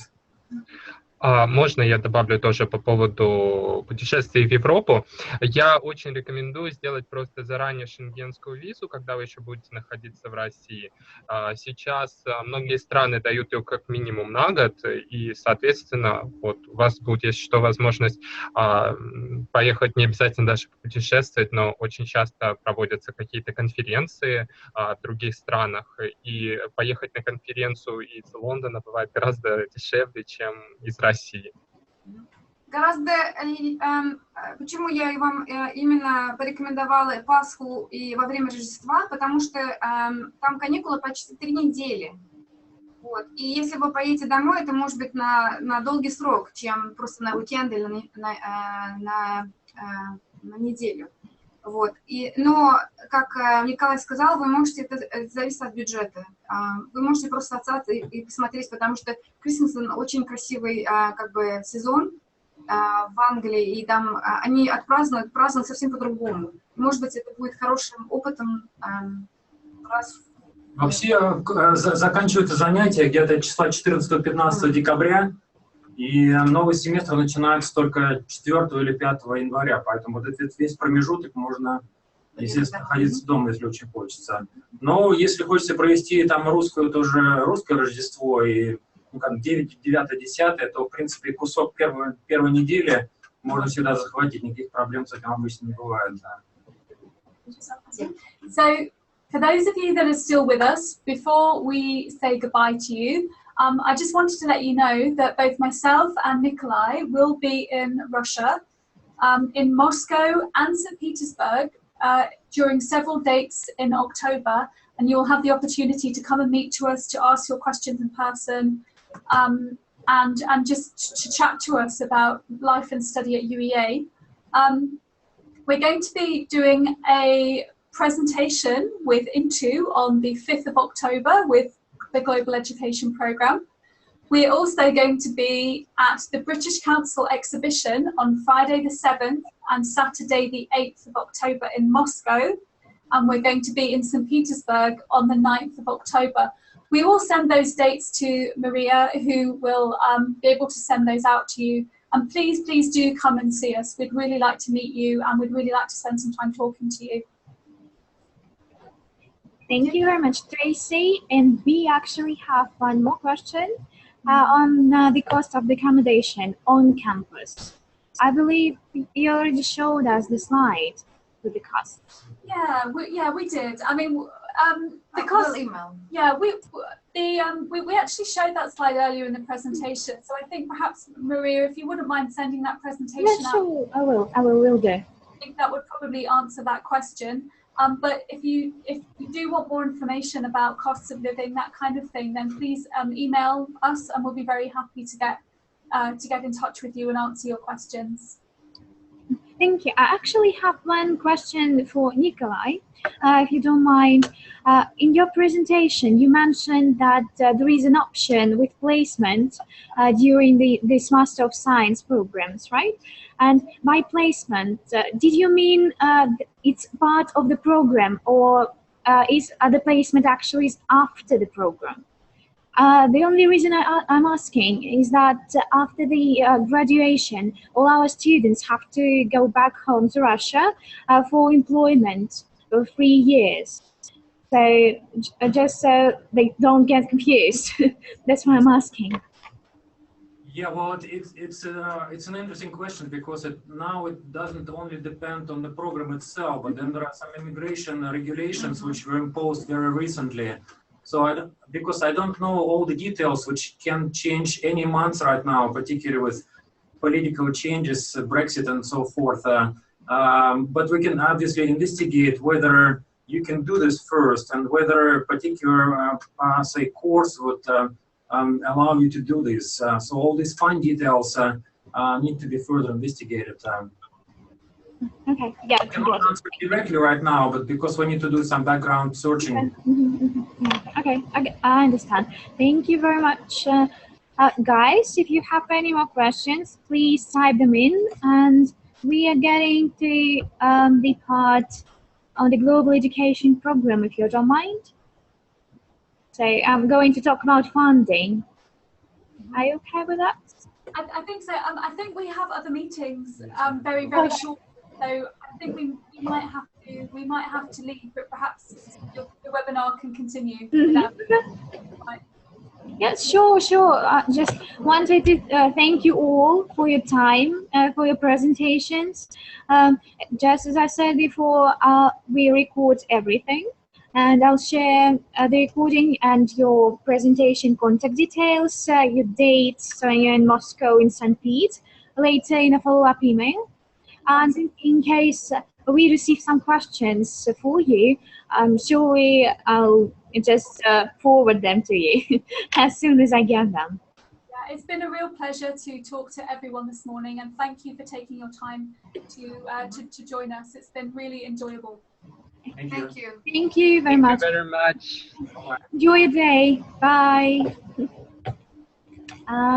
Друзья, тогда переходим на русский. Александр, вы с нами останетесь? Да, я с вами. Прекрасно. Так, теперь поговорим про программу «Глобальное образование». Государственную программу от Министерства образования и науки Российской Федерации, которая поможет вам профинансировать обучение за рубежом в лучших университетах мира. Программу запустили в конце 2014 года. Вот, пока срок реализации намечен до конца текущего года, но не пугайтесь. Сейчас у нас в самом разгаре 4-й конкурсный отбор, мест еще очень много, поэтому если у вас еще остались какие-то сомнения, отбросьте их срочно и подавайтесь скорее же на программу и в университет. Как я уже сказала, программа выполняется по заказу Министерства образования и науки Российской Федерации. Оператором программы является Московская школа управления Сколково, откуда я вам сегодня передаю привет. На случай, если среди нас есть новенькие, я расскажу про основные параметры программы. Мы финансируем всего 3 уровня подготовки, только graduate level, это магистратура, аспирантура и ординатура, по 5 направлениям обучения, которые вы можете видеть на экране. На всякий случай я все-таки их озвучу. Это наука, инженерия, образование, медицина и управление в социальном секторе. Внутри этих 5 утвержденных направлений есть 32 специальности и куча специализаций на просто огромнейшем, исчерпывающем, как нам кажется, списке. Здесь все эти списки вы можете найти на нашем сайте educationglobal.ru в разделе «Участников, университеты и образовательные программы». У нас очень большие возможности у данной программы. Вы можете поехать на учебу в 32 страны мира. Великобритания входит в этот список. И помимо University of East Anglia вы можете учиться в других 287 университетах. Все университеты входят в мировые рейтинги, только самое лучшее для вас, друзья. Как я надеюсь, вы уже знаете, по окончании вашей программы вы должны будете вернуться на работу в Российскую Федерацию и трудоустроиться в одну из компаний утвержденного списка. На данный момент компаний уже 567, если не ошибаюсь. Ну, давайте про приятное. Сначала поговорим про количество денег, которые вы можете получить, если выиграете грант от нашей программы. Максимальная сумма – это 2 763 600 рублей в год на одного человека.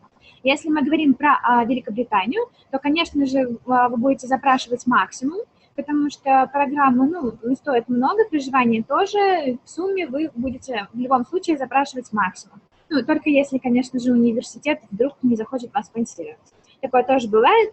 Если университет захочет вас проспонсировать, то в этом случае вы будете запрашивать деньги на сопутствующие расходы, то есть это ровно половинка.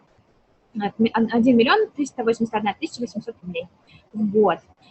Сумма будет вам падать на счет открытый на ваше имя российский, нужно заметить, пожалуйста, имейте это в виду. Если у вас еще такого нет, то озаботьтесь, пожалуйста, сделайте себе. И потом, как только грант вам перечислится, падает он единовременно, опять же, хочу подчеркнуть, перед началом учебного года. Если вы, допустим, поступили на программу, которая начинается в 2017 году, допустим, не знаю, может быть, в октябре, а выиграли вот сейчас, то деньги вам придут не раньше, чем за полгода до начала обучения. Так что не пугайтесь. У нас некоторые ребята, которые поедут в следующем году, в сентябре-октябре, звонят и спрашивают, а где же мой грант? Я же выиграл, я же все подписал, где денежки? Деньги придут, но не раньше, чем за полгода до начала обучения. Еще очень важная вещь, что как бы грант у нас делится на две половинки. На оплату tuition fees и living expenses. Часть за living expenses может тратить с вами как угодно. Вы должны сами будете рассчитывать ваш бюджет, чтобы вам хватило. Но, опять же, не нужно будет отчитываться, собирать чеки там на сникерсы, на кроссовки, на кино. Пожалуйста, не присылайте нам все в коробочке, а просто грамотно рассчитайте ваш бюджет и, собственно, тратьте на свое усмотрение. Если у вас супердорогая программа, в этом случае можно поступить следующим образом. Вы можете привлечь будущего работодателя в качестве спонсора. Мы абсолютно не против. Университет может дать вам либо стипендию, либо скидку.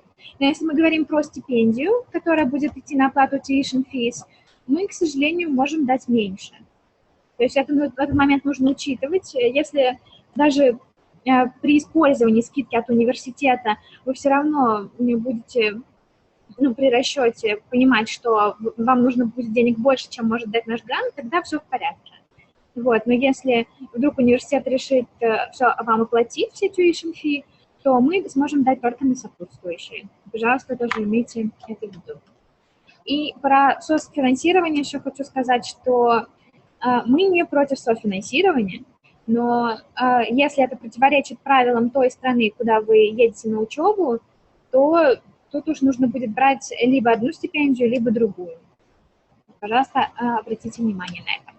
Как я уже сказала, учиться вы можете не только в Великобритании, но и в 31 другой стране. Вот это наша такая карта мира, где наши университеты расположены. На этом слайде вы видите немного подробнее разбивку по университетам и странам.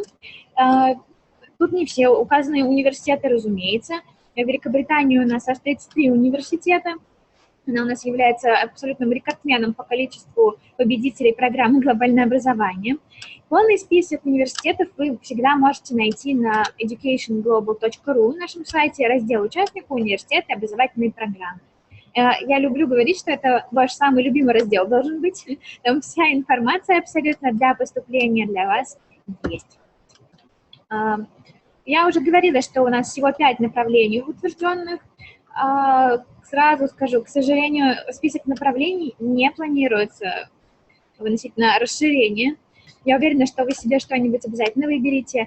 Изучите список на нашем сайте в разделе «Участнику». Там огромный файл. Пожалуйста, посмотрите. И не пугайтесь, вот этот список, он не конечный, ни в коем случае. Это так, чтобы, like a wee overview of our programs approved в каждом направлении. Поэтому все, пожалуйста, следуем по ссылке, которую мы внизу вам указали. Все спрашивают нас, как университеты попали к нам в список, и, например, почему уже у нас University of East Anglia оказался в определенном перечне постановления. Все очень просто. Этот университет входит хотя бы в 2 из 3 рейтингов. Мы пользуемся 3 рейтингами: QS, Shanghai Education Times. И все наши университеты входят в топ-300 хотя бы 2 из 3 рейтингов. Не все, к сожалению, программы одобрены для глобального образования в рамках каждого университета. Как это у нас выясняется? Мы смотрим в QS Subject Ranking, и если программа этого университета в топ-200 входит по этому рейтингу, то тогда, собственно, мы одабриваем то или иное направление в рамках университета. Поэтому, пожалуйста, когда вы подаете заявку на программу и поступаете в университет, то обязательно входите в наш список университета и направления обучения. И там прям под каждым университетом написано, какое направление мы точно можем вам одобрить и потом позже проспонсировать. Чтобы не получилось так, что вы сгоряча в порыве поступили на 15 программ, очень довольны, что вы наконец-то сейчас заполните заявку на глобальное образование, а потом выясняется, что это направление совсем не поддерживается, а вы просто не посмотрели. Поэтому, пожалуйста, друзья, проверяйте. Победители программы. Если вы не рассмотрели Александра на видео, то вот вам, пожалуйста, его фотография.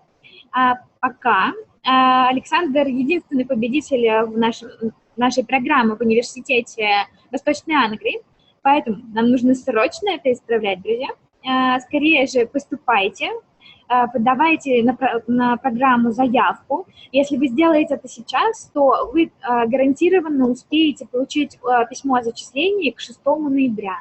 6 ноября – это наш дедлайн для 4-го конкурсного отбора этого года. Торопитесь, друзья, вот пока вы меня слушаете, быстрее заполняйте заявление и начинайте писать эссе. Как Александр уже заметил, это действительно трудоемкий процесс, его невозможно предугадать, за сколько ты напишешь его. Лучше постепенно, выверяя все, чтобы там не получилось никаких недоразумений, собственно, во время написания, чтобы вы в торопях не потеряли, допустим, ничего, чтобы хотели очень ставить данное эссе. Ну, вперед, заполняйте, пожалуйста, заявки. Что нужно сделать, чтобы стать идеальным кандидатом для программы образования и присоединиться к Александру в университете Восточной Англии? У вас должно быть гражданство Российской Федерации, чек. Если у вас двойное гражданство, но одно из них российское, прекрасно. Мы будем довольны. Думаю, что вы тоже. У вас должен быть бакалавр или специалист, как минимум. Если у вас кандидатская, пожалуйста, это прекрасно. Думаю, университет восхитится. Мы тоже восхитимся. Но для нас хватит и бакалавра, специалиста хотя бы. У вас должно быть письмо о зачислении, о котором я уже упомянула. В университете Восточной Англии вы сможете его получить до 6 ноября. Сразу скажу, что нам нужно письмо о безусловном зачислении. То есть в письме не должно быть никаких условий по языку, по IELTS. Да? Если вы не дотянули, допустим, либо у вас его еще нет, пожалуйста, не прикрепляйте пока такой оффер, потому что мы все равно не сможем вашу заявку принять. Если у вас условные зачисления по причине того, что вы еще не получили бакалавра, допустим, то тогда вы сможете стать условным победителем, и просто деньги получите, когда вы предъявите документ о том, что у вас есть бакалавр, и то, что университет вам выписал новый оффер. Если у вас, допустим, документы не доехали до университета, иногда университеты просят предоставить оригиналы, да, чтобы выписать оффер. Такой оффер мы возьмем. Еще мы возьмем оффер, если университет просит предоставить proof о финансировании, и поэтому дает вам условное зачисление. Такое мы тоже возьмем. Но, к сожалению, друзья, никаких условий по языку. Занимайтесь, мы размещаем очень много всяких ресурсов для подтягивания вашего уровня языка. Пожалуйста, пользуйтесь всем и сдавайте успешно IELTS. И самое интересное, вы должны быть согласны с условиями программы.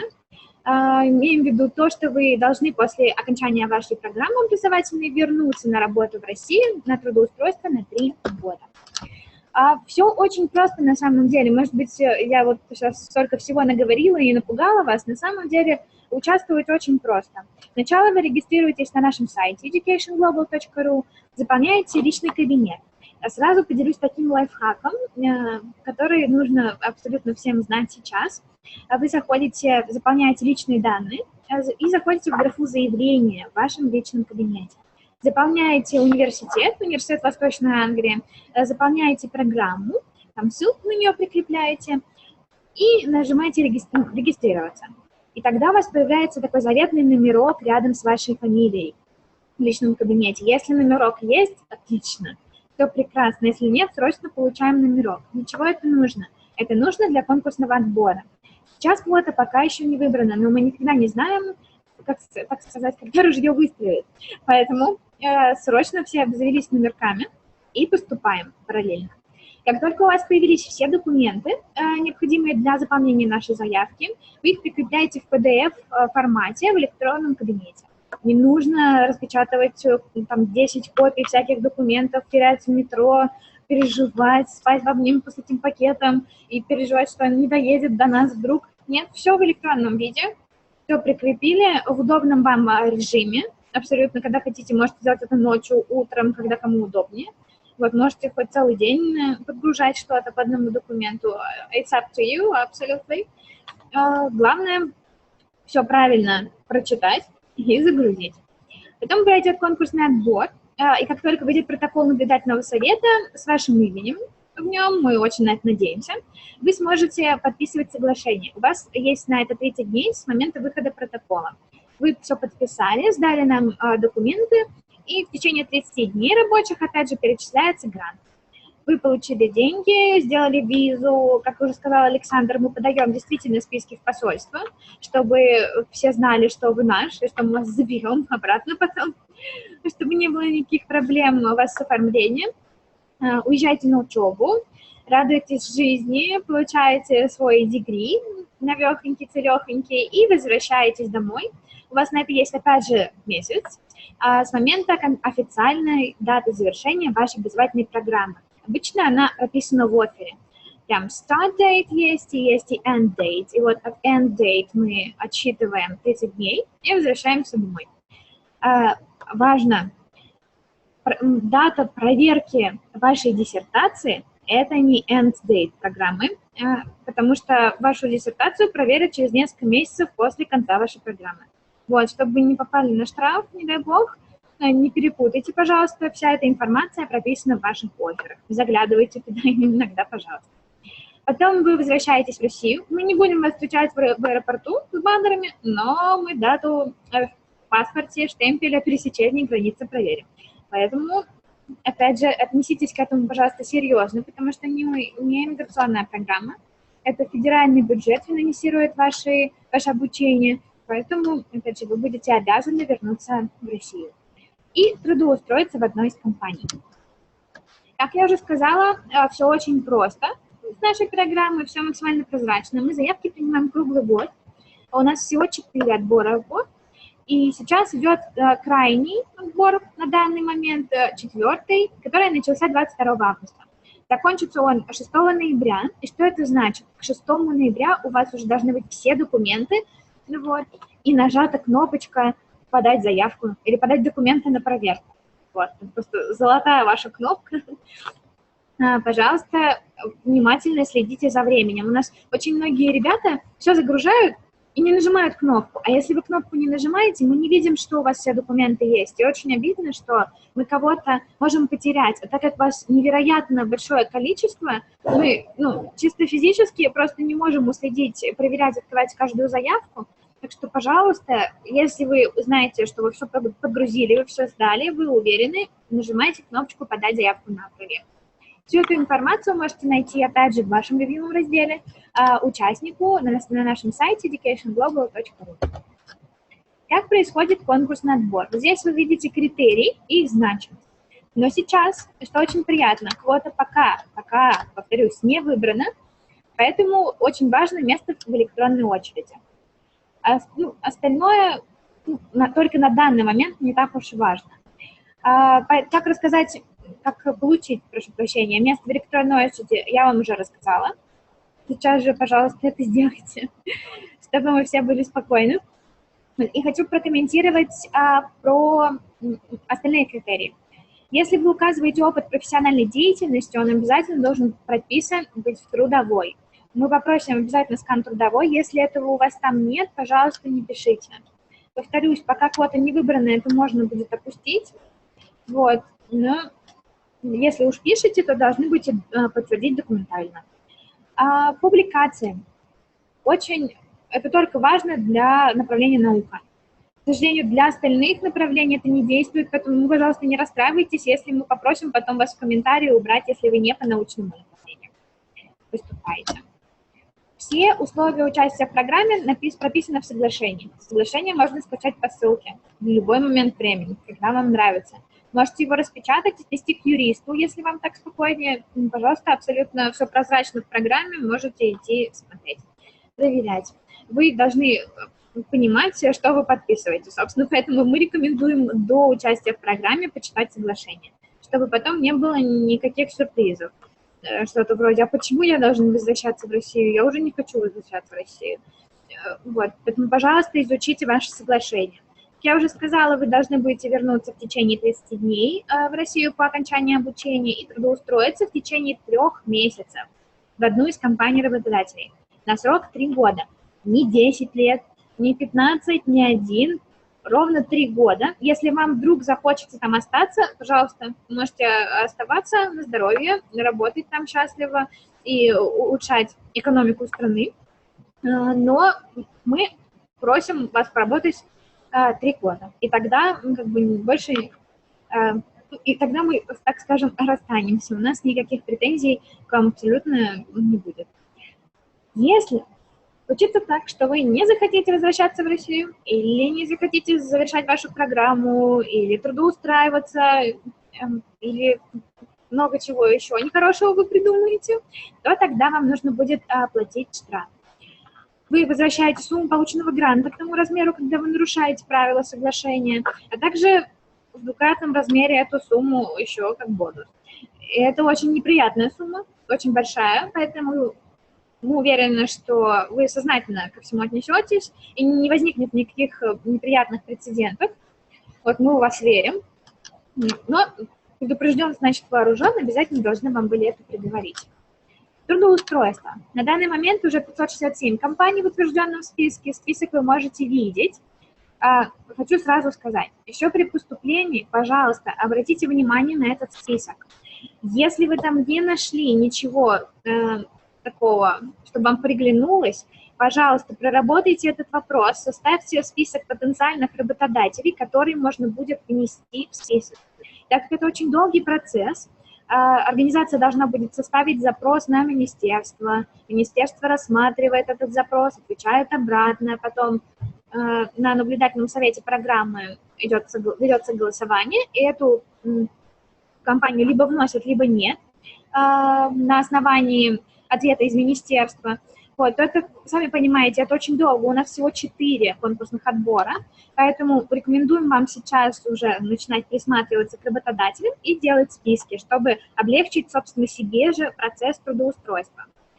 Вы сами выбираете компанию, куда пойдете. Мы не имеем права заставлять вас выбирать какую-то компанию, прошу прощения, и отправлять вас в Сибирь или еще куда.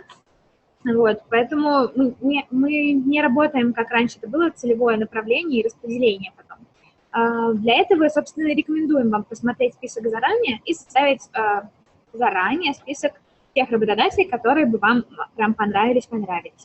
Если вы очень скрупулезно выбирали себе работодателя, устроились туда, все прекрасно, а потом жизненные обстоятельства вас вынуждают либо сменить место жительства, и поэтому сменить место работы, либо что-то еще происходит интересное в вашей жизни, и вам нужно поменять работодателя, вы можете это сделать. Допускается переход в одну или другую организацию в рамках списка не более 2 раз за 3 года. Вот, обратите тоже, пожалуйста, внимание. Эти 2 раза не будут облагаться штрафом, то есть вы спокойно, это в правилах прописано, просто перейдете к другому работодателю. И мы всячески будем помогать вам трудоустроиться. Хочу заметить, что это такой многосторонний процесс трудоустройства, то есть это не только мы будем стараться вас куда-то трудоустроить, вы должны тоже очень стараться. Мы будем всячески помогать вам стараться. И работодатели, надеемся, тоже будут нам всем помогать. Как мы будем, в чем заключается помощь? Мы проведем такое анкетирование, как только вы станете победителем и поедете на учебу. Вы просмотрите список и напишите нам, вот здесь очень хочу работать, здесь не хочу работать, здесь вообще не буду смотреть в сторону этой организации, пожалуйста, не предлагайте. Вы составите резюме, которое мы будем направлять в ведущие кадровые агентства, и направим также в HeadHunter, которые разместят ваше резюме в топе, всегда на сайте оно будет висеть, вы не будете за это платить, если вот вы захотите, мы такую вам опцию с удовольствием подключим, потому что HeadHunter является нашим ключевым партнером по трудоустройству. Также будем рассылать ваше резюме в профильные организации и просить вас записать видеорезюме для обращения к работодателям. Это мы все запостим в нашем YouTube, и у работодателей, собственно, будет доступ к этому контенту, они смогут, помимо просмотра ваших резюме, еще и смотреть на ваши видео, потом проводить с вами скайп-собеседование. Вот, будьте к этому, пожалуйста, готовы. Вот, мы вас ни в коем случае не бросим, будем стараться помочь как можем, но, опять же, повторюсь, многое зависит и от вас, потому что, вы же наш кандидат, вот, и вы должны тоже ходить трудоустроиться в компанию. Вот так выглядит раздел по трудоустройству на нашем сайте. Здесь есть и список работодателей, и шаблон заявки для работодателя, который он должен будет отправить в министерство. Пожалуйста, загляните туда обязательно. Ну и, наконец-то, нужно себя, конечно, похвалить. Только в нашей программе, на самом деле, есть такой большой выбор. 32 страны мира, 288 университетов. А вот тут мы еще рейтинги пересмотрели, и, может быть, еще чего-нибудь добавим обязательно. Все для вас, друзья. Опять же, только самое лучшее. Мы рейтинги очень, очень тщательно выбираем. Как я уже говорила, заявки весь год мы принимаем вообще в любое время суток. Всегда готовы вам подсказать и помочь. Все это делаем бесплатно. Наши агентства, которые с нами сотрудничают, тоже, насколько я знаю, консультируют бесплатно.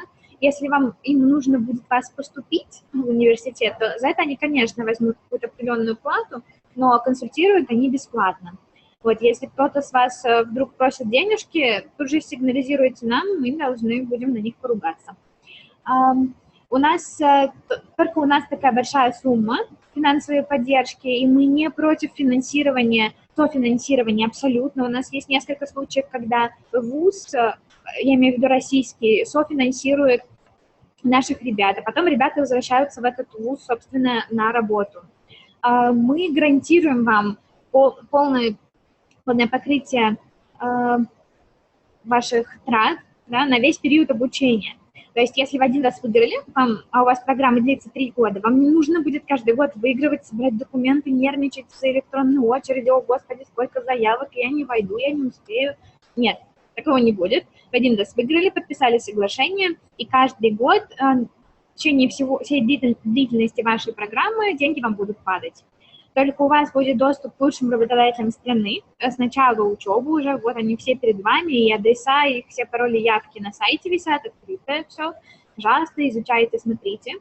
Мы вас, опять же, не бросим ни во время обучения, ни во время трудоустройства. Мы всячески будем пытаться помочь. Все, что в наших силах будет, мы сделаем.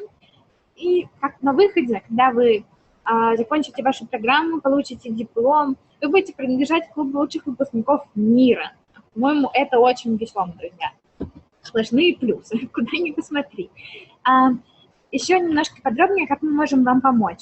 Мы очень много мероприятий проводим. Московская школа управления Сколково, как оператор программы, проводит очные презентации и вебинары, как сегодня, допустим. У нас все можно посмотреть графики мероприятий на сайте educationglobal.ru. В самом низу странички справа будет календарик висеть. Пожалуйста, заглядывайте туда. Мы туда выкладываем не только мероприятия наши, но и все мероприятия наших партнеров. Потому что мы понимаем, что вы у нас по всей России находитесь, а мы только территориально в Москве. Не всегда у нас получается выезжать во все города, поэтому мы сотрудничаем с большим числом образовательных агентств. Все они прошли сертификацию, и список наших агентов можете найти по ссылочке. Вот, повторюсь, они консультировать по программе должны бесплатно. Обращайте внимание. Не только агенты с нами работают, также международные образовательные и культурные центры. Это Campus France, Нуфик-Несса, Education USA, Британский совет, Гёте-институт, Аустрейд и так далее. Все полезные ссылочки по странам мы собрали вам вот по данной ссылке. Ваш любимый раздел «Участник университета и образовательные программы». Там можно кучу всего найти, в том числе ссылочки на посольство. Вот так выглядит наш график мероприятий. Пожалуйста, заглядывайте туда. Это ваш любимый информационный раздел. Тут есть информация по дедлайнам, подаче документов, какие документы нужны, какой пакет обычно прилагается к заявке при подаче в университет. Все для вас, все в открытом доступе, ссылки на вебинары по разным странам, презентации по сдачам экзаменов. Все есть, все для вас. Берите на здоровье. Это наши контакты, наш официальный сайт educationglobal.ru. Если вы вдруг сегодня не зададите вопрос, постесняетесь, вот, всегда можно его направить на global.edu.skolkovo.ru или позвонить на бесплатный телефон со всех регионов 8 800 50 56 23.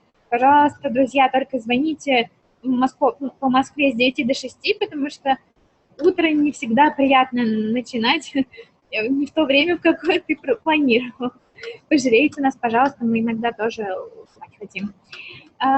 Также присоединяйтесь к нам на Фейсбуке, на ВКонтакте, на Ютьюбе. У нас есть Инстаграм, ссылочки на него можно найти на наших сообществах. Пожалуйста, оставайтесь всегда с нами, мы рады помочь вам, всем поделиться. Так, смотрим вопросы.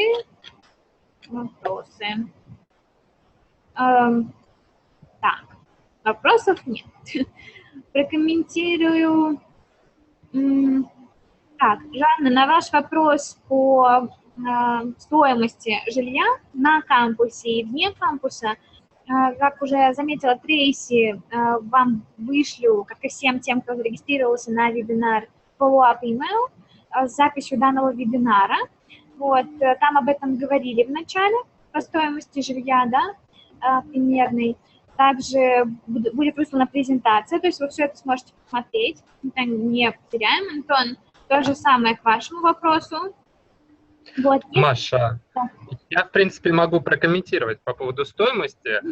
Что касается аренды комнаты в кампусе, она варьирует от того, какие условия вы хотите получить. То есть это проживание одному, либо с кем-то обратно. В комнате хотите ли вы иметь там личный душ, или вы согласны пользоваться с другими ребятами. И там есть жилье получше с условиями, то есть там новые здания. В среднем стоимость варьирует от 300 до 600 фунтов в месяц. То есть можно подобрать на любой подходящий бюджет. И жилье есть как, собственно, на кампусе, рядом с кампусом это университетская деревня, и есть также варианты проживания в центре города. То есть здесь тоже все зависит от того, какие у вас пожелания. Что касается, сколько денег приблизительно нужно в месяц, то согласно норме посольства, которое вы должны, собственно, будете показать, для Норриджа эта сумма составляет 1015 фунтов в месяц. Вот. Для Лондона там чуть больше, там порядка 1215, по-моему. Вот. Прекрасно. Спасибо большое, Саша, за такой комментарий. Очень полезно. А вот хотела спросить его, прекрасное здание, которое на всех брошюрках UAA, такое как пирамидкой, это же accommodation, правильно? Да, это один из вариантов accommodation. К сожалению, я не буду в нем жить, я буду жить рядом. Но да, это очень известно, и многие, особенно студенты, которые вот учатся на бакалавра, они очень жаждут жить именно в этом здании. Что касается работы. Работать студенту можно 20 часов в неделю, это, можно сказать, эквивалент нашей половине ставки.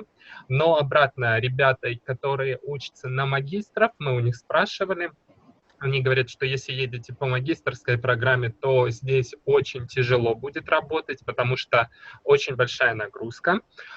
Если вы едете по программе PhD, то здесь даже университет, он сам приветствует, если вы работаете, в основном это будет преподавательская деятельность, и обычно преподаватели, они ищут себе каких-то ассистентов, которые будут помогать им вести предметы, и, соответственно, да, можно вот 20 часов в неделю работать, если во время, когда у вас идет обучение, и во время каникул можно работать до 40 часов.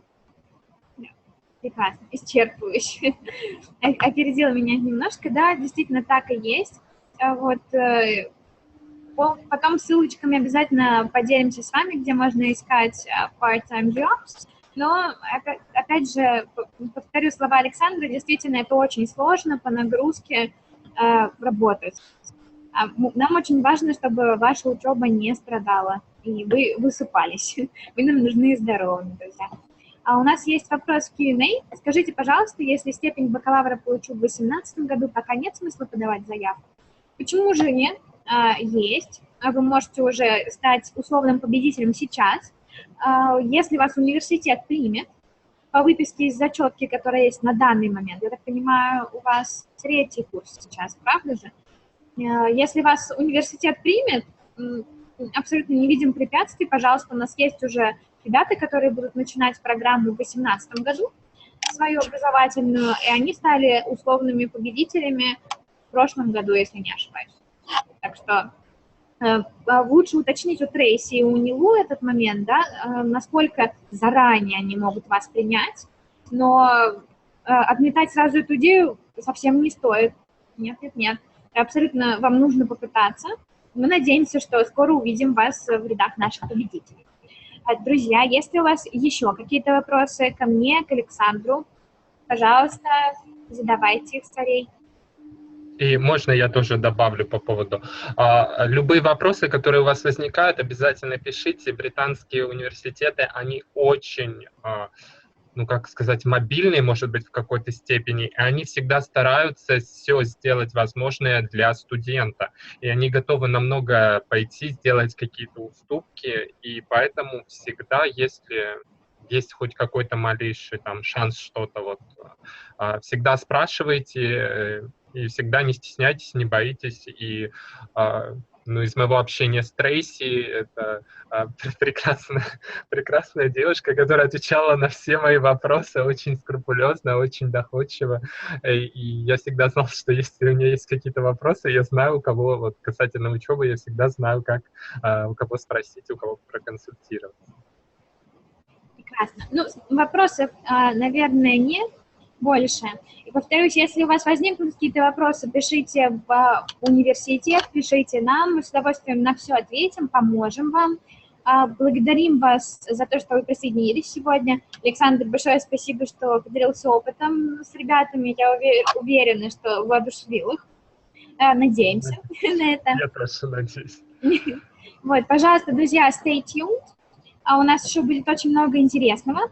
Но, повторюсь, если вы нацелены поступить в этом году и получить грант в этом году, то не откладывайте, пожалуйста. Это процесс иногда долгий.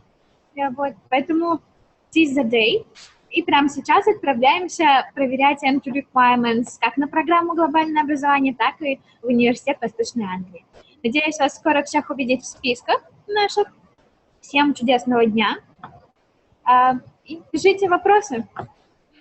Всем хорошего дня. Спасибо, что были с нами. До свидания. И до скорой встречи в университете Восточной Англии.